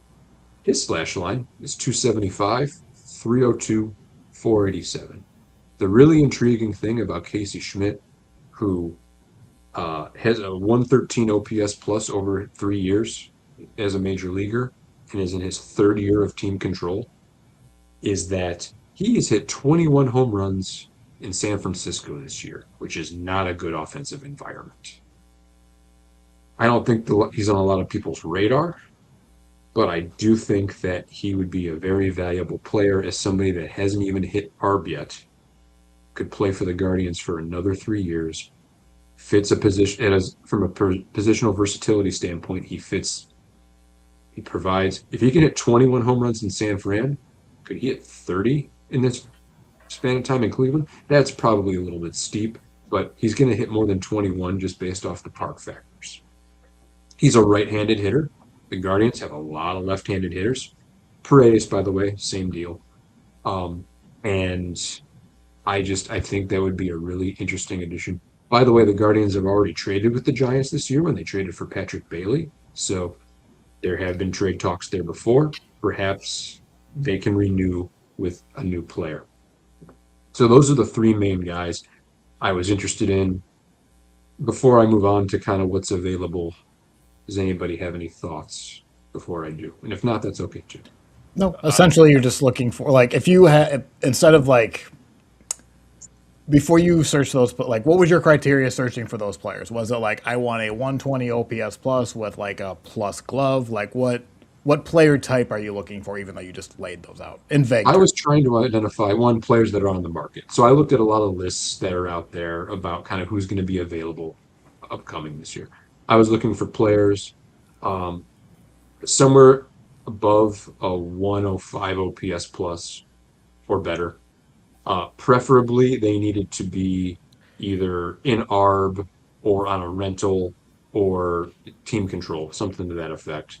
And then they needed to play those positions I laid out: first base, left field at minimum, as well as hopefully being more versatile than that. I think the Guardians are in an interesting spot where they don't have necessarily as many archetype holes to fill, like without saying, "Oh, we need at least one starting pitcher plus bullpen help and a left fielder." You just need offense. You just need bats, and there's a lot more ways to fill those types of holes than there is a starting pitching. There are some people some people in the fan base that think they need to add relief help. There are bigger fish to fry here. You got the 10th best bullpen in the league by XFIP. Every team is looking for bullpen help at this point in the year. The prices are going to be up. It's not a priority to me. That's how I would look at it. Dan, question for you. Yeah. On the record, the B off-season Cleveland Guardians came into this season, everyone counted them out immediately. You and I kind of saw this differently. Obviously, there are holes to fill. Does this team actually need to do anything? Is it absolutely necessary that anything is actually moved at the deadline? I think standing pat wouldn't be the worst thing. Okay. Only because of, again, I'd rather they stand pat than, it's hard for me to say, because if they trade for like a real impact player, then I'm not going to be upset about that. But I just think that if they can get closer and then trade some of that top prospect capital, I think they'd be better for it in the long run. And so I could see them just running with this squad the rest of the way. I think there'd be a lot of people in the fan base upset about that, but So can I? But those same guys were upset at the beginning of the year for not doing anything in the offseason, right? So I agree. So can I do want to, because Ty, you said something it caught my ear as well. Funny. So you said a B grade off season, and for those who have not listening back then, I'm going to preface this because we did a grading before the season started, and these were our grades for Cleveland's off season. The B came from Ty, who, by the way, the Guardians have done much better. So I'm not going to say Ty was completely off base, but the B came from Ty. So he can take all of his credit for it, but also know that was the outlier, at least in this group. my only bad take was an A- for the Tigers. I don't know about the only, but yes. We all liked the Tigers offseason, which We did. goes to show. I was the But- lowest on the Tigers all season. Can I just point out? So I was the most correct there. Okay, At least I got that. going for me. So Dan, are there any players that you think you're going to get rid of at the deadline? Well, let's talk about that, Ty. Thank you for asking. First, before I get there are two names that, in my opinion, are untouchable in terms of there's more than two. Like, I'm not talking about Jose Ramirez. That's obvious. I'm talking about like the prospects, the things that you would be presumably giving up. Ralphie Velasquez should not go anywhere.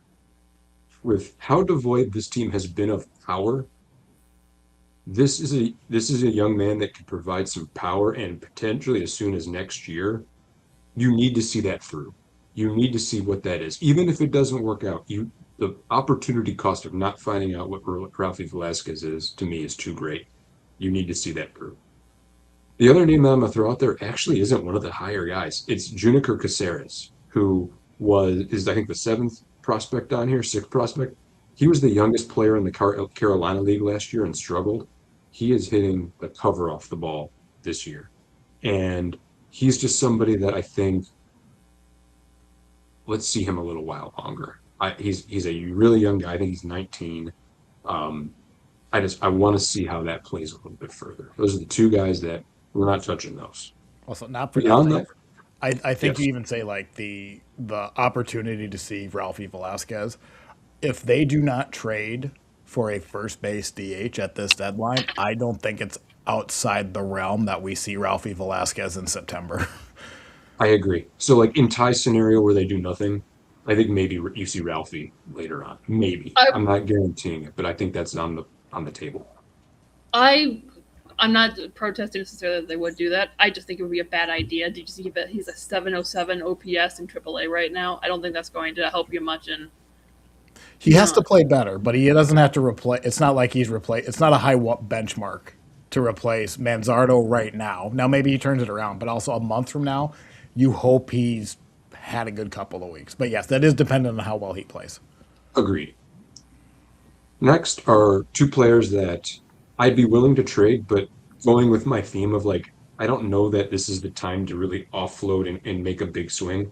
Angel Hanao, I don't know what his future is with this system. If you think Brian Rocchio has turned a corner and he's had a really good year, then you kind of have shortstop figured out for the short and medium term. And then you got Travis Bazzana at second base. I think he's tradable. I don't know that this is the time. Maybe this offseason's the time. Maybe next deadline is the time. I don't know that now is the time. The second one is Cooper. Go ahead. I was about to say, hell, can he play first base if he has a Yeah, 872 OPS? He might be a little bit too small for that, Bulls. I have seen Luis Ariz play first base. The White Sox have thrown our extra shortstops in left field. Just saying, that's an idea. There you go. We tried that with a catcher, and that didn't go so well. Cooper Ingle, I would also trade tomorrow if I could. Yeah, I was about to say, I knew that we didn't talk about this, but I knew this name was coming up to trade. Additionally, though, like same deal. Like if maybe next year's the right time, maybe 12 months from now is the right time, maybe now is the right time. It depends on the deal. But the Guardians have staked their future to catcher defense. Ingle is not that. And I don't know what his future is in this org. So I'd be willing to trade him. I just don't know that this is the time for that. I would like to. I just like to interrupt with. I just find it a little. You're falling a little bit into the trap of, oh, we can get X player, take our prospect that we know is probably bad, but you secretly don't know that he's not going to work out. You know, it's kind of a little bit of the vibe we're getting for Cooper Ingle. Also, I don't know how. I think that's fair. Cooper Ingle had 21 at-bats in the majors. Yeah. He also threw a ball into the stands. Let's not undersell that. It was a challenging. It was a very challenging 21 at-bats for him. That really comes down to, do you really take that much stock in a player's first 8 games in the majors or whatever? Right. So I wrote down 3 names on this prospect list that I'd be a little more comfy seeing dealt. First is Jason Churio. He has had some injury issues. He really underwhelmed last year. He's played better this year, but the injury bug has affected him. And so I'm not going to clutch him quite as closely. He'd be somebody I'd be interested to see what they could get for. The name is obviously very familiar. His brother's playing for the Brewers right now. I think there's an opportunity there. The next one is Jace Lavalette, who was the Guardians' first-round pick last year. This is a situation where it hasn't worked out so far. He strikes out a lot. And when the Guardians promoted a bunch of guys recently in the minors, he didn't get promoted. And so other teams might sniff that out as well, and maybe he won't get dealt because of that. You won't get good value for him, but that's somebody that if somebody thinks that they can do well with him, ship him away. Sounds good. He was a college player, right? I'm just thinking how old is he? Okay. Yeah. I don't know how, maybe 23 would be my guess, but I don't know if that for sure. Yeah, it's a bit rough. It's a 22, As I say, 23-year-old in high A. It's not plate appearances. I guess I can add in the walks, but he has like a 40% strikeout rate. Yeah, it's Very not quick been good. math. The Guardians take Boomer Bust now in the first round, and that's one of those outcomes we're really staring in the face, I feel like already. The last one's Joey Oki, who is a pitcher that I think could be a great future reliever for somebody. He's got 2+ pitches, but the command is an issue. And so I think the Guardians could potentially fix that. They have a long history of doing similar things, but he's a value guy. Like somebody might be interested in that outside of the organization. And so you got to give up something to get something. I think Joey Oki would be a fine prospect to dangle in that instance. There's a couple guys on here I skipped over because they're just injured right now. Cal Steven, Justin Campbell are really interesting prospects. Everybody else, though, is kind of in the middle. I'd be willing to, but those three I specifically wanted to highlight. Two other players that I think would be interesting to dangle. One is Franco Aliman, who is a rookie this year, playing for the Guardians, pitching out of the bullpen, has looked really good out of the bullpen so far. Former prospect pedigree, and the Guardians could actually trade from a position of strength in the bullpen, trade out a young, cost-controlled player to get something back. Teams are always looking for bullpen help at this time of year, and I think they could trade from depth in that way. The last one is Gabriel Arias, who I don't think they would get a ton for, but kind of like how Eric has seen enough of Trevor Larnach, I think I've seen enough of Gabriel Arias. He's a super talented guy. He's just never entirely put it together, and I don't know that he ever will in Cleveland. I don't know what the trade for this would be, but I think he would be really interesting on Tampa Bay. I think he'd be a really good fit for them as a really toolsy guy. Like, they really like those type players. But this is more, if they add something, they're going to have to empty a spot on the 40 man and on the 26 man. And Arias is out of options, and the Guardians, I think, are out of options with him. Quite frankly, he's just never really put it together. And there could be like a smaller deal where you see Gabriel Arias get pitched away and you get something back, a prospect of some sort. Matt Wallner for Gabriel Arias. Pass. Royce Lewis for Gabriel Arias. Interesting. Yeah. I'd think about it. I was wondering what that bar. I didn't think you'd say yes to Wallner, but it was like, power hitting. If he finds the ball, it goes 9,000 feet. But you've got the right idea. Yeah. So that's what I would be thinking as far as what could potentially be given up. I'm interested if there's any questions or anything, but yeah, that's what I had. no, I think it's the Guardians' game plan is fairly straightforward. There is one other thing. If this week of whatever you want to call it, this not very good week continues, and this team loses 6 more in a row, and things are really turning the other direction, the only thing I think changes is the consideration that Stephen Kwan gets traded. That is the only thing. And I bet they don't get offered Leo DeVries again, because that was an offer that was on the table last year. So if the bottom drops out of this thing, I think the roster stays the same, except maybe Stephen Kwan gets traded for something. Bibby's Yeah, under any contract reason- for a couple of years, correct? Bibby has an extension. Bobby was extended. He's on an extension deal. So Do you have any reason to believe that your 2026 Guardians go on an 11-game losing streak? the way they played the last week, it's not out of the realm of possibility, Ty. Okay. But Okay. I think it's less likely than not. I mean, Who do they play between now and the deadline? I think Cincinnati is coming to town, Yeah. if I'm not mistaken. I think you're going to be okay.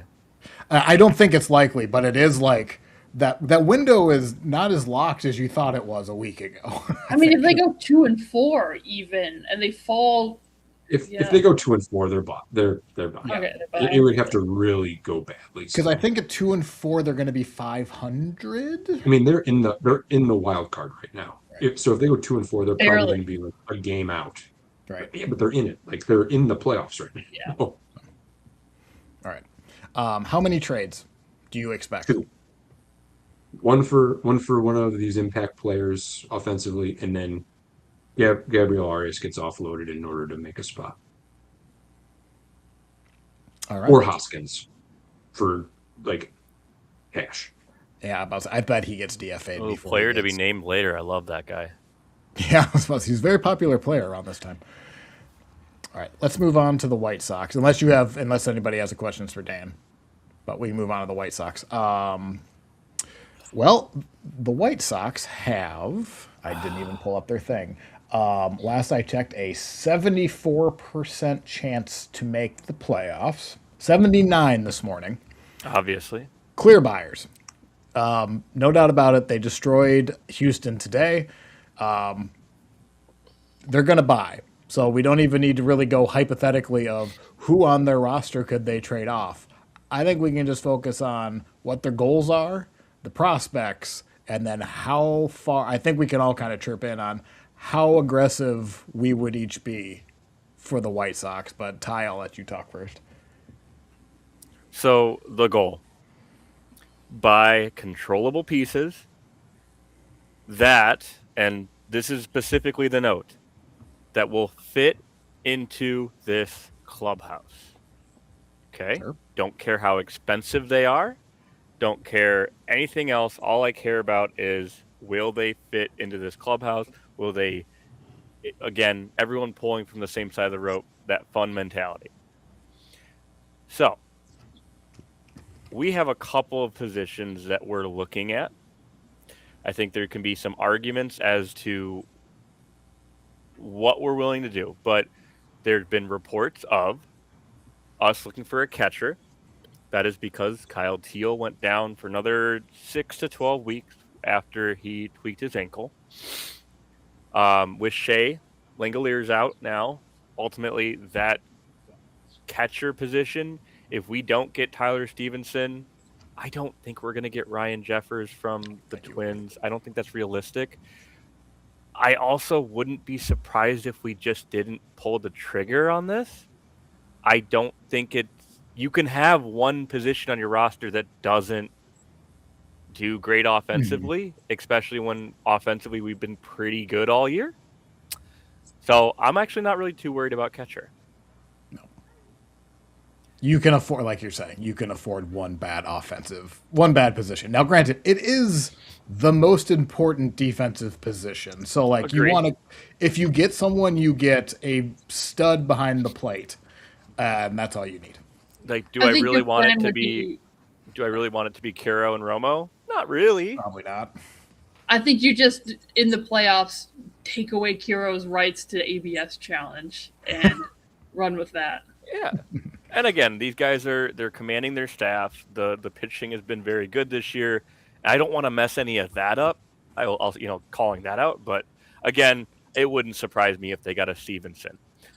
Now, moving to, I actually want to go to closing pitcher because I've really been struggling with this for the last week or two. There was a report out there around White Sox being tied to Mason Miller. I don't like it. As much as I would love to have Mason Miller on my team. Now, for those of you who weren't, so before we go into your thoughts, the White Sox have come out and they've made the following statement. We are looking to trade for pitching for controllable pitchers. However, we're unwilling to move our top 10 prospects. They want to have cake and also eat it. Yep, I do not like that.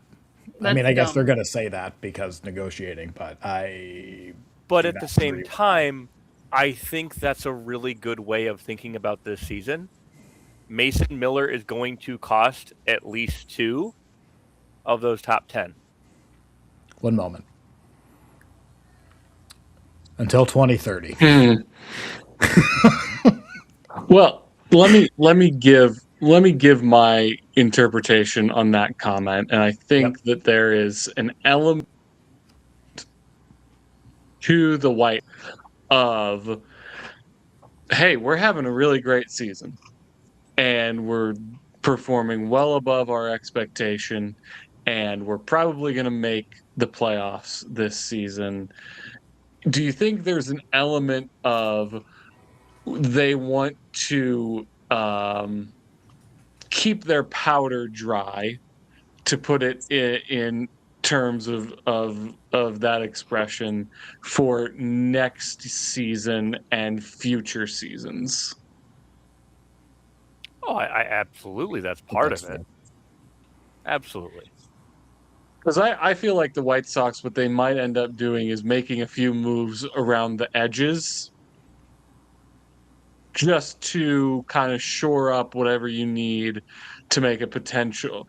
I mean, are the White Sox going to win the World Series this year, Ty? They have the potential to. I would never Sure. say, I'm not going to say that they can't do it, because if you have a vibes team who makes the playoffs, anything can happen. They showed Vibes you in can only 05 get that you they so could do it. far. It can Of only course, get you you make- so far. You make the playoffs and anything can happen. I recognize that. But if you're betting on what's going to happen, are you betting on what's the line on the White Sox win a round in the playoffs? A round? I would take that bet. Yeah. You would take that? AL's championship series? That would be... I mean, to me, the American League is wide open. The Yankees By the can get way- healthy, and you might have a different conversation with there. But like, Even someone- a series against the Rays, a series against the Yankees, even a series against the Guardians if we had to, those still scare me current state. yes, current I state. I don't think the White Sox are built for a playoff series. They are built for the regular season. They just do not have the starting pitching to get you very far in playoffs. They don't have a really solid number one. They don't have a really solid number two. They don't have a really solid number three. Like, you're going to need at least two really good pitchers to get you very far, and they do not have it. And with that being said, that's where this closing pitcher situation with the Mason Miller's name being thrown out there, it doesn't mean a whole lot to me. Do I want them to go get another high leverage arm if they can afford it? Sure.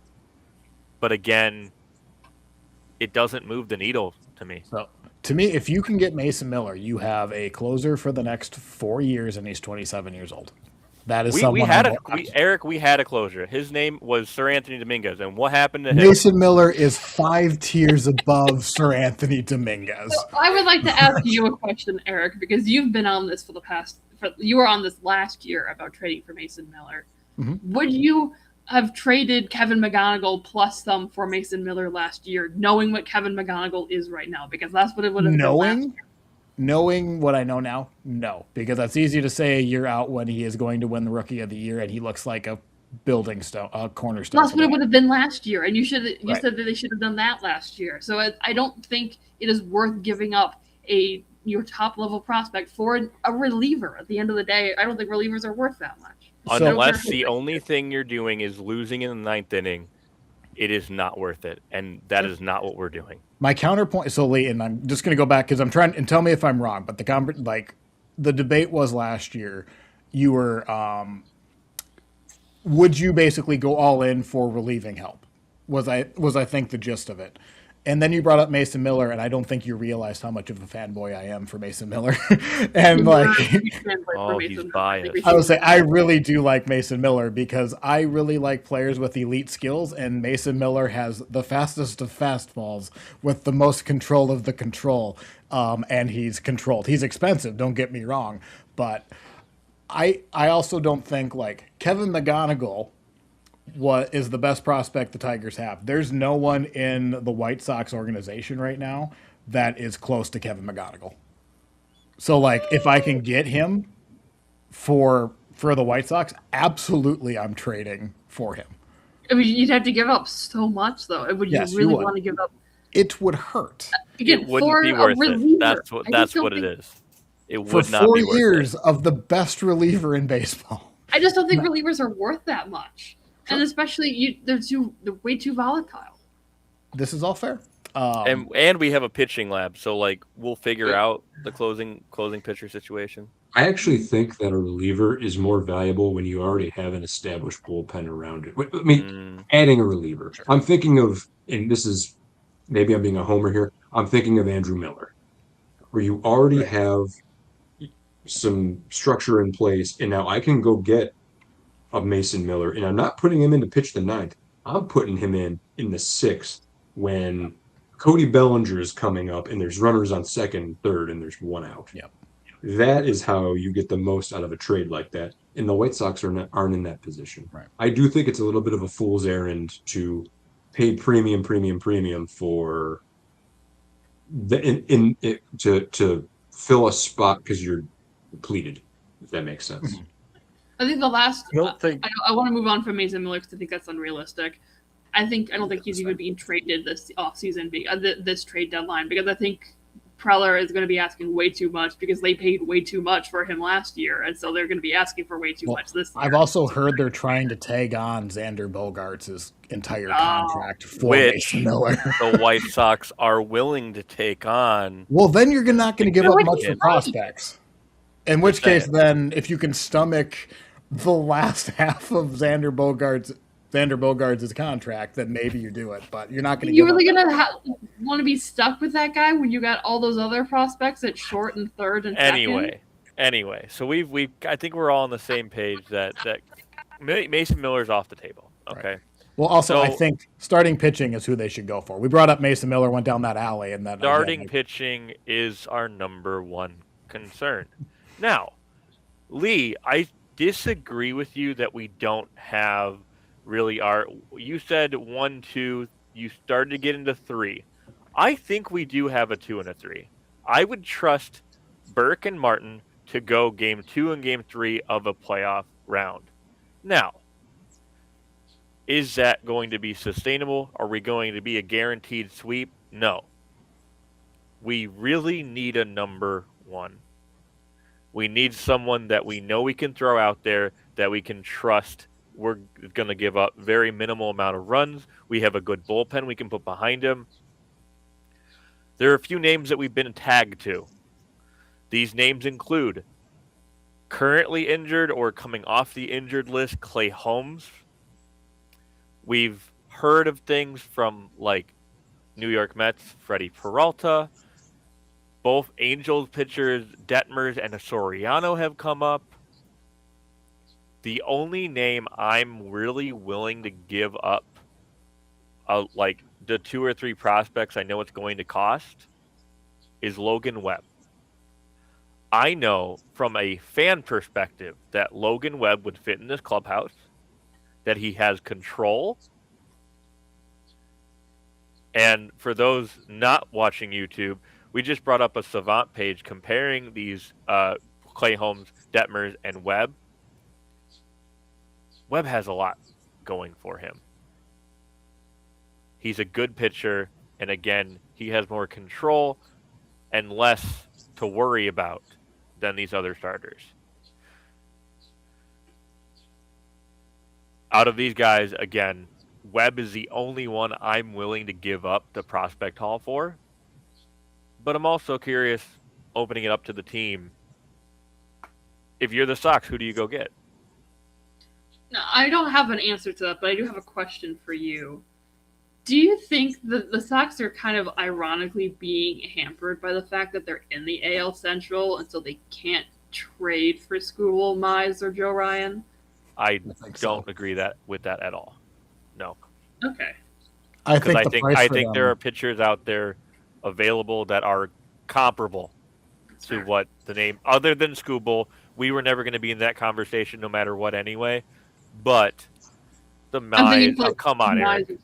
I think you can be in the conversation. Now, it depends on your prospects and how well the Tigers like them, but I do think the Tigers would ask the White Sox to pay more because they're in the division. But I think if he was on the Cincinnati Reds, I think they can enter the conversation and bid for him. True.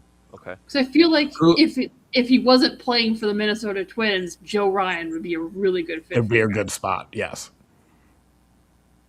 And I think that's what she's asking. I think Joe Ryan's part of the conversation. I don't think Skubal's part of the conversation. I think the Twins and the Sox could figure something out. Are you willing to overpay for Joe Ryan? Because Joe Ryan's very good and he has flaws, and we can go into that. But I am willing to give a top 100 and one or two flyers. I think the Twins will. I think the Twins will hold at 2 top 100 prospects. So I think you're going to give up something similar to Skubal as you would give up to Ryan, but that's depending on how you value a year of Joe Ryan extra. And I would definitely be more willing to give up more for Webb than either of those two. That's the other thing. Sure.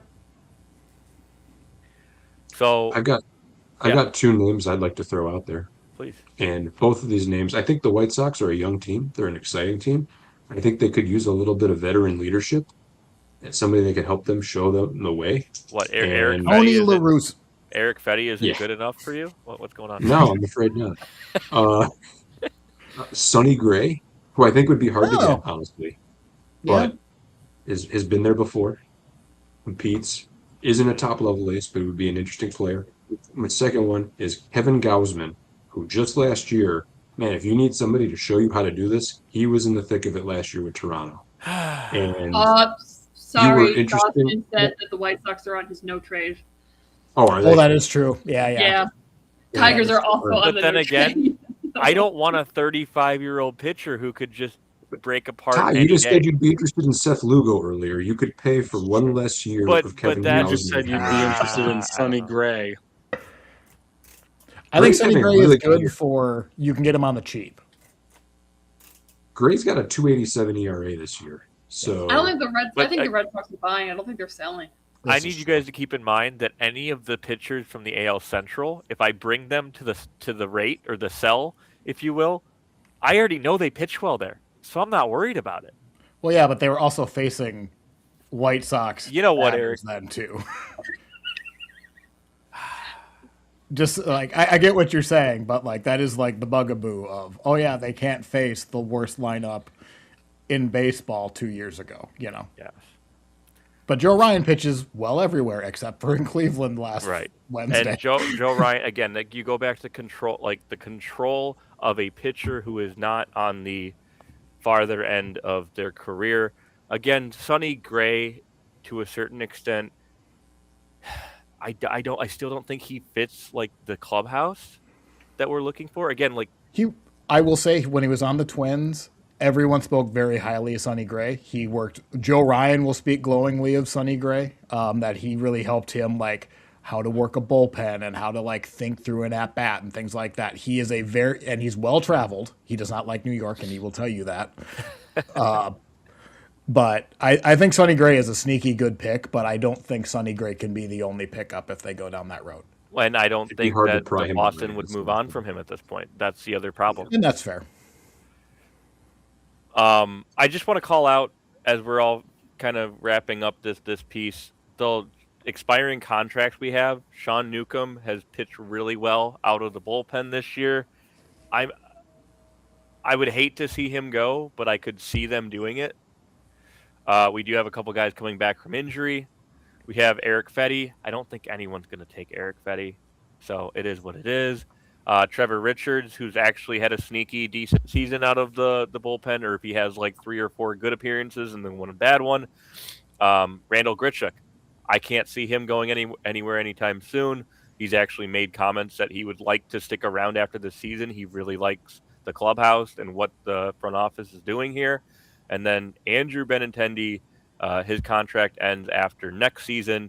Again, I don't think we're gonna get anyone to trade him. So Andrew Benintendi will be DFA'd before he is traded. and at this pace, I honestly I wouldn't be surprised if he finishes out the contract in the I think that's the most likely. I think that's it because there's it 2 had gotten more to years. the point, Eric, like DFA was on the table. Yeah, he's But been then all bad of for a a while. sudden we He's been slapped less a bad. piece of tape on his helmet and That's true. He does have like a 770 OPS since Antonacci put a thing of tape Right. on his Hey, hat, I'll take his it. helmet. I'm predicting that Benintendi is going to be an off-season DFA. Okay. Okay. So again, we kind of talked through these bigger names. I'll leave you guys with these thoughts. My first thought is no matter who they go get, if it's not Logan Webb, which it's not going to be, I'm going to be disappointed. I I think I am glad that they are advertising that they're not going to give up their top 10, because again, this is not a season worth destroying your farm system over. if But not at the this year, same when? time, yeah. If Go not ahead, this Eric. year with a winnable AL, when? When is this magical date? But I think it comes back to a philosophy. Don't ever blow up your minor leagues for any reason.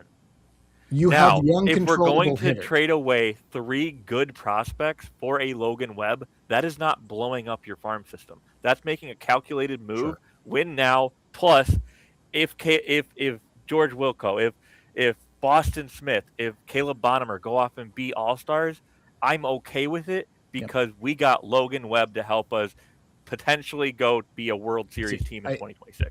I think we're much closer to agreeing than I think you realize. Because like when you say sell the farm system and you say you're willing to part with 3 of your top prospects, that to me is what I'm asking for. Like, I'm not afraid to trade any of my top prospects.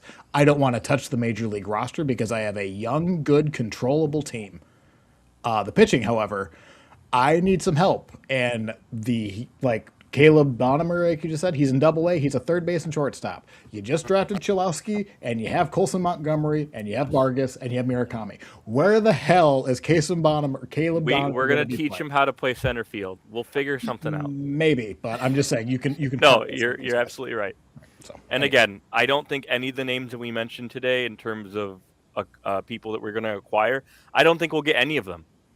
Just the way that the White Sox work. I think we'll get a random, let's say, Zach Little from the Reds. I could see that could happen. It's not going to be any, and not saying that's the right answer, but again, I think that's the more likely option.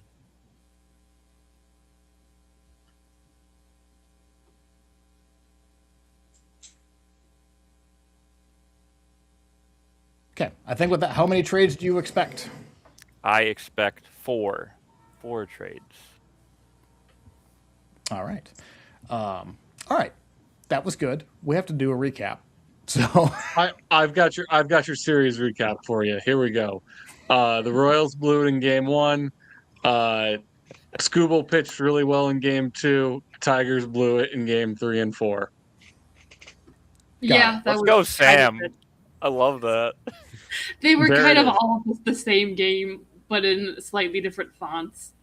I think it is now 7 straight 1-run games at Comerica Park between the Royals and the Tigers this season. I just wanted to mention one thing, which is Hao-Yu Lee has continued to look very good and very impressive right now. He was all over this series. He's currently on an 11-game hit streak. He scored the only 2 runs for the Tigers yesterday. I was packing my apartment yesterday, and I was checking the score kind of in between, we're taking a break, and I see Hao-Yu Lee hit in the first run. I said to my dad, "Oh, guess who just scored the first run?" And it took him 3 guesses to get to Hao-Yu Lee. And then we're sitting listening to the radio, and we hear Dan Dickerson's voice goes up. So we turn on the volume, and we hear Hao-Yu Lee home run for the lead. And so he was all over the place. And I just wanted to, I know I talked about him when we did our mid-season reviews, but he has looked seriously impressive. And I think that's worth mentioning. But yeah, that's the thing. These games were very blur together. I don't even remember the second one, even though I watched it. Yeah, it was a 4-game split of 1-run games each. Nothing outside of Perez hitting his home run. I don't really have much to comment on with this particular series. After today, the Tigers have lost 17 games in which they led in the 7th inning or later. That just keeps growing. That leads. The Tigers are going after Mason Miller? What? No, things don't. But Lee, he's like my favorite pitcher. Have you considered this? Anyway, all right, so we'll call that the recap. We have the schedules to go over, and then we have a series to predict. So we'll go over that quick. The White Sox are playing a 4-game set against the Yankees and then have Tampa Bay before the deadline. Harry Potter night. Interesting test for them before the Yeah. deadline. Yeah. It's not going to be a good week. right here. Please don't look at us this week. Oh, don't you have like a really bad record against teams against above 500? Please don't look at us this week. Thank you. Well, I can tell you, it was Christmas in July when Joe Ryan started against Cleveland, and boy, did Joe Ryan deliver some presents. So maybe it does. It looks like it's in Chicago. Cleveland at the Reds and then the Diamondbacks before the deadline. The Twins have the Royals and then the Mariners. Royals at home, Mariners on the road. The Tigers have the Orioles at home and then Sacramento, who I'm pretty sure I've said Oakland pretty much every time I've said them on air. And then the Royals have the Twins and then the Rockies. So we have one series to predict. It's Kansas City at Minnesota, starting Tuesday for a 3-game series. Lee. I think I'm going to just give this one to the Twins. Just a little bit of home field advantage. And they're much more motivated at this point than the Royals. The Royals can only play spoiler at this point. Dan.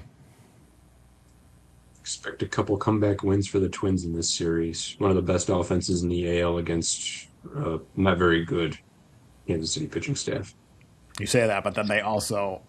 I don't know if I talked about how frustrated I was with the Twins' offense the first 2 games against the A's, but pretty much the A's entire pitching staff has an ERA above 5, and the Twins scored 2 runs in the first 2 games. They broke out today, but it was incredibly frustrating to watch crap pitcher after crap pitcher just shut down the lineup.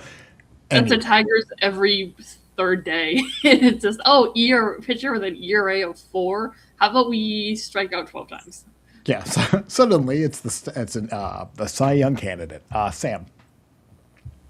Royals have been hot. Royals have an upcoming series against the Twins, and then they've got a series against the Rockies after that. And when you look at the Royals' schedule, they don't have a lot of teams left who are above 500.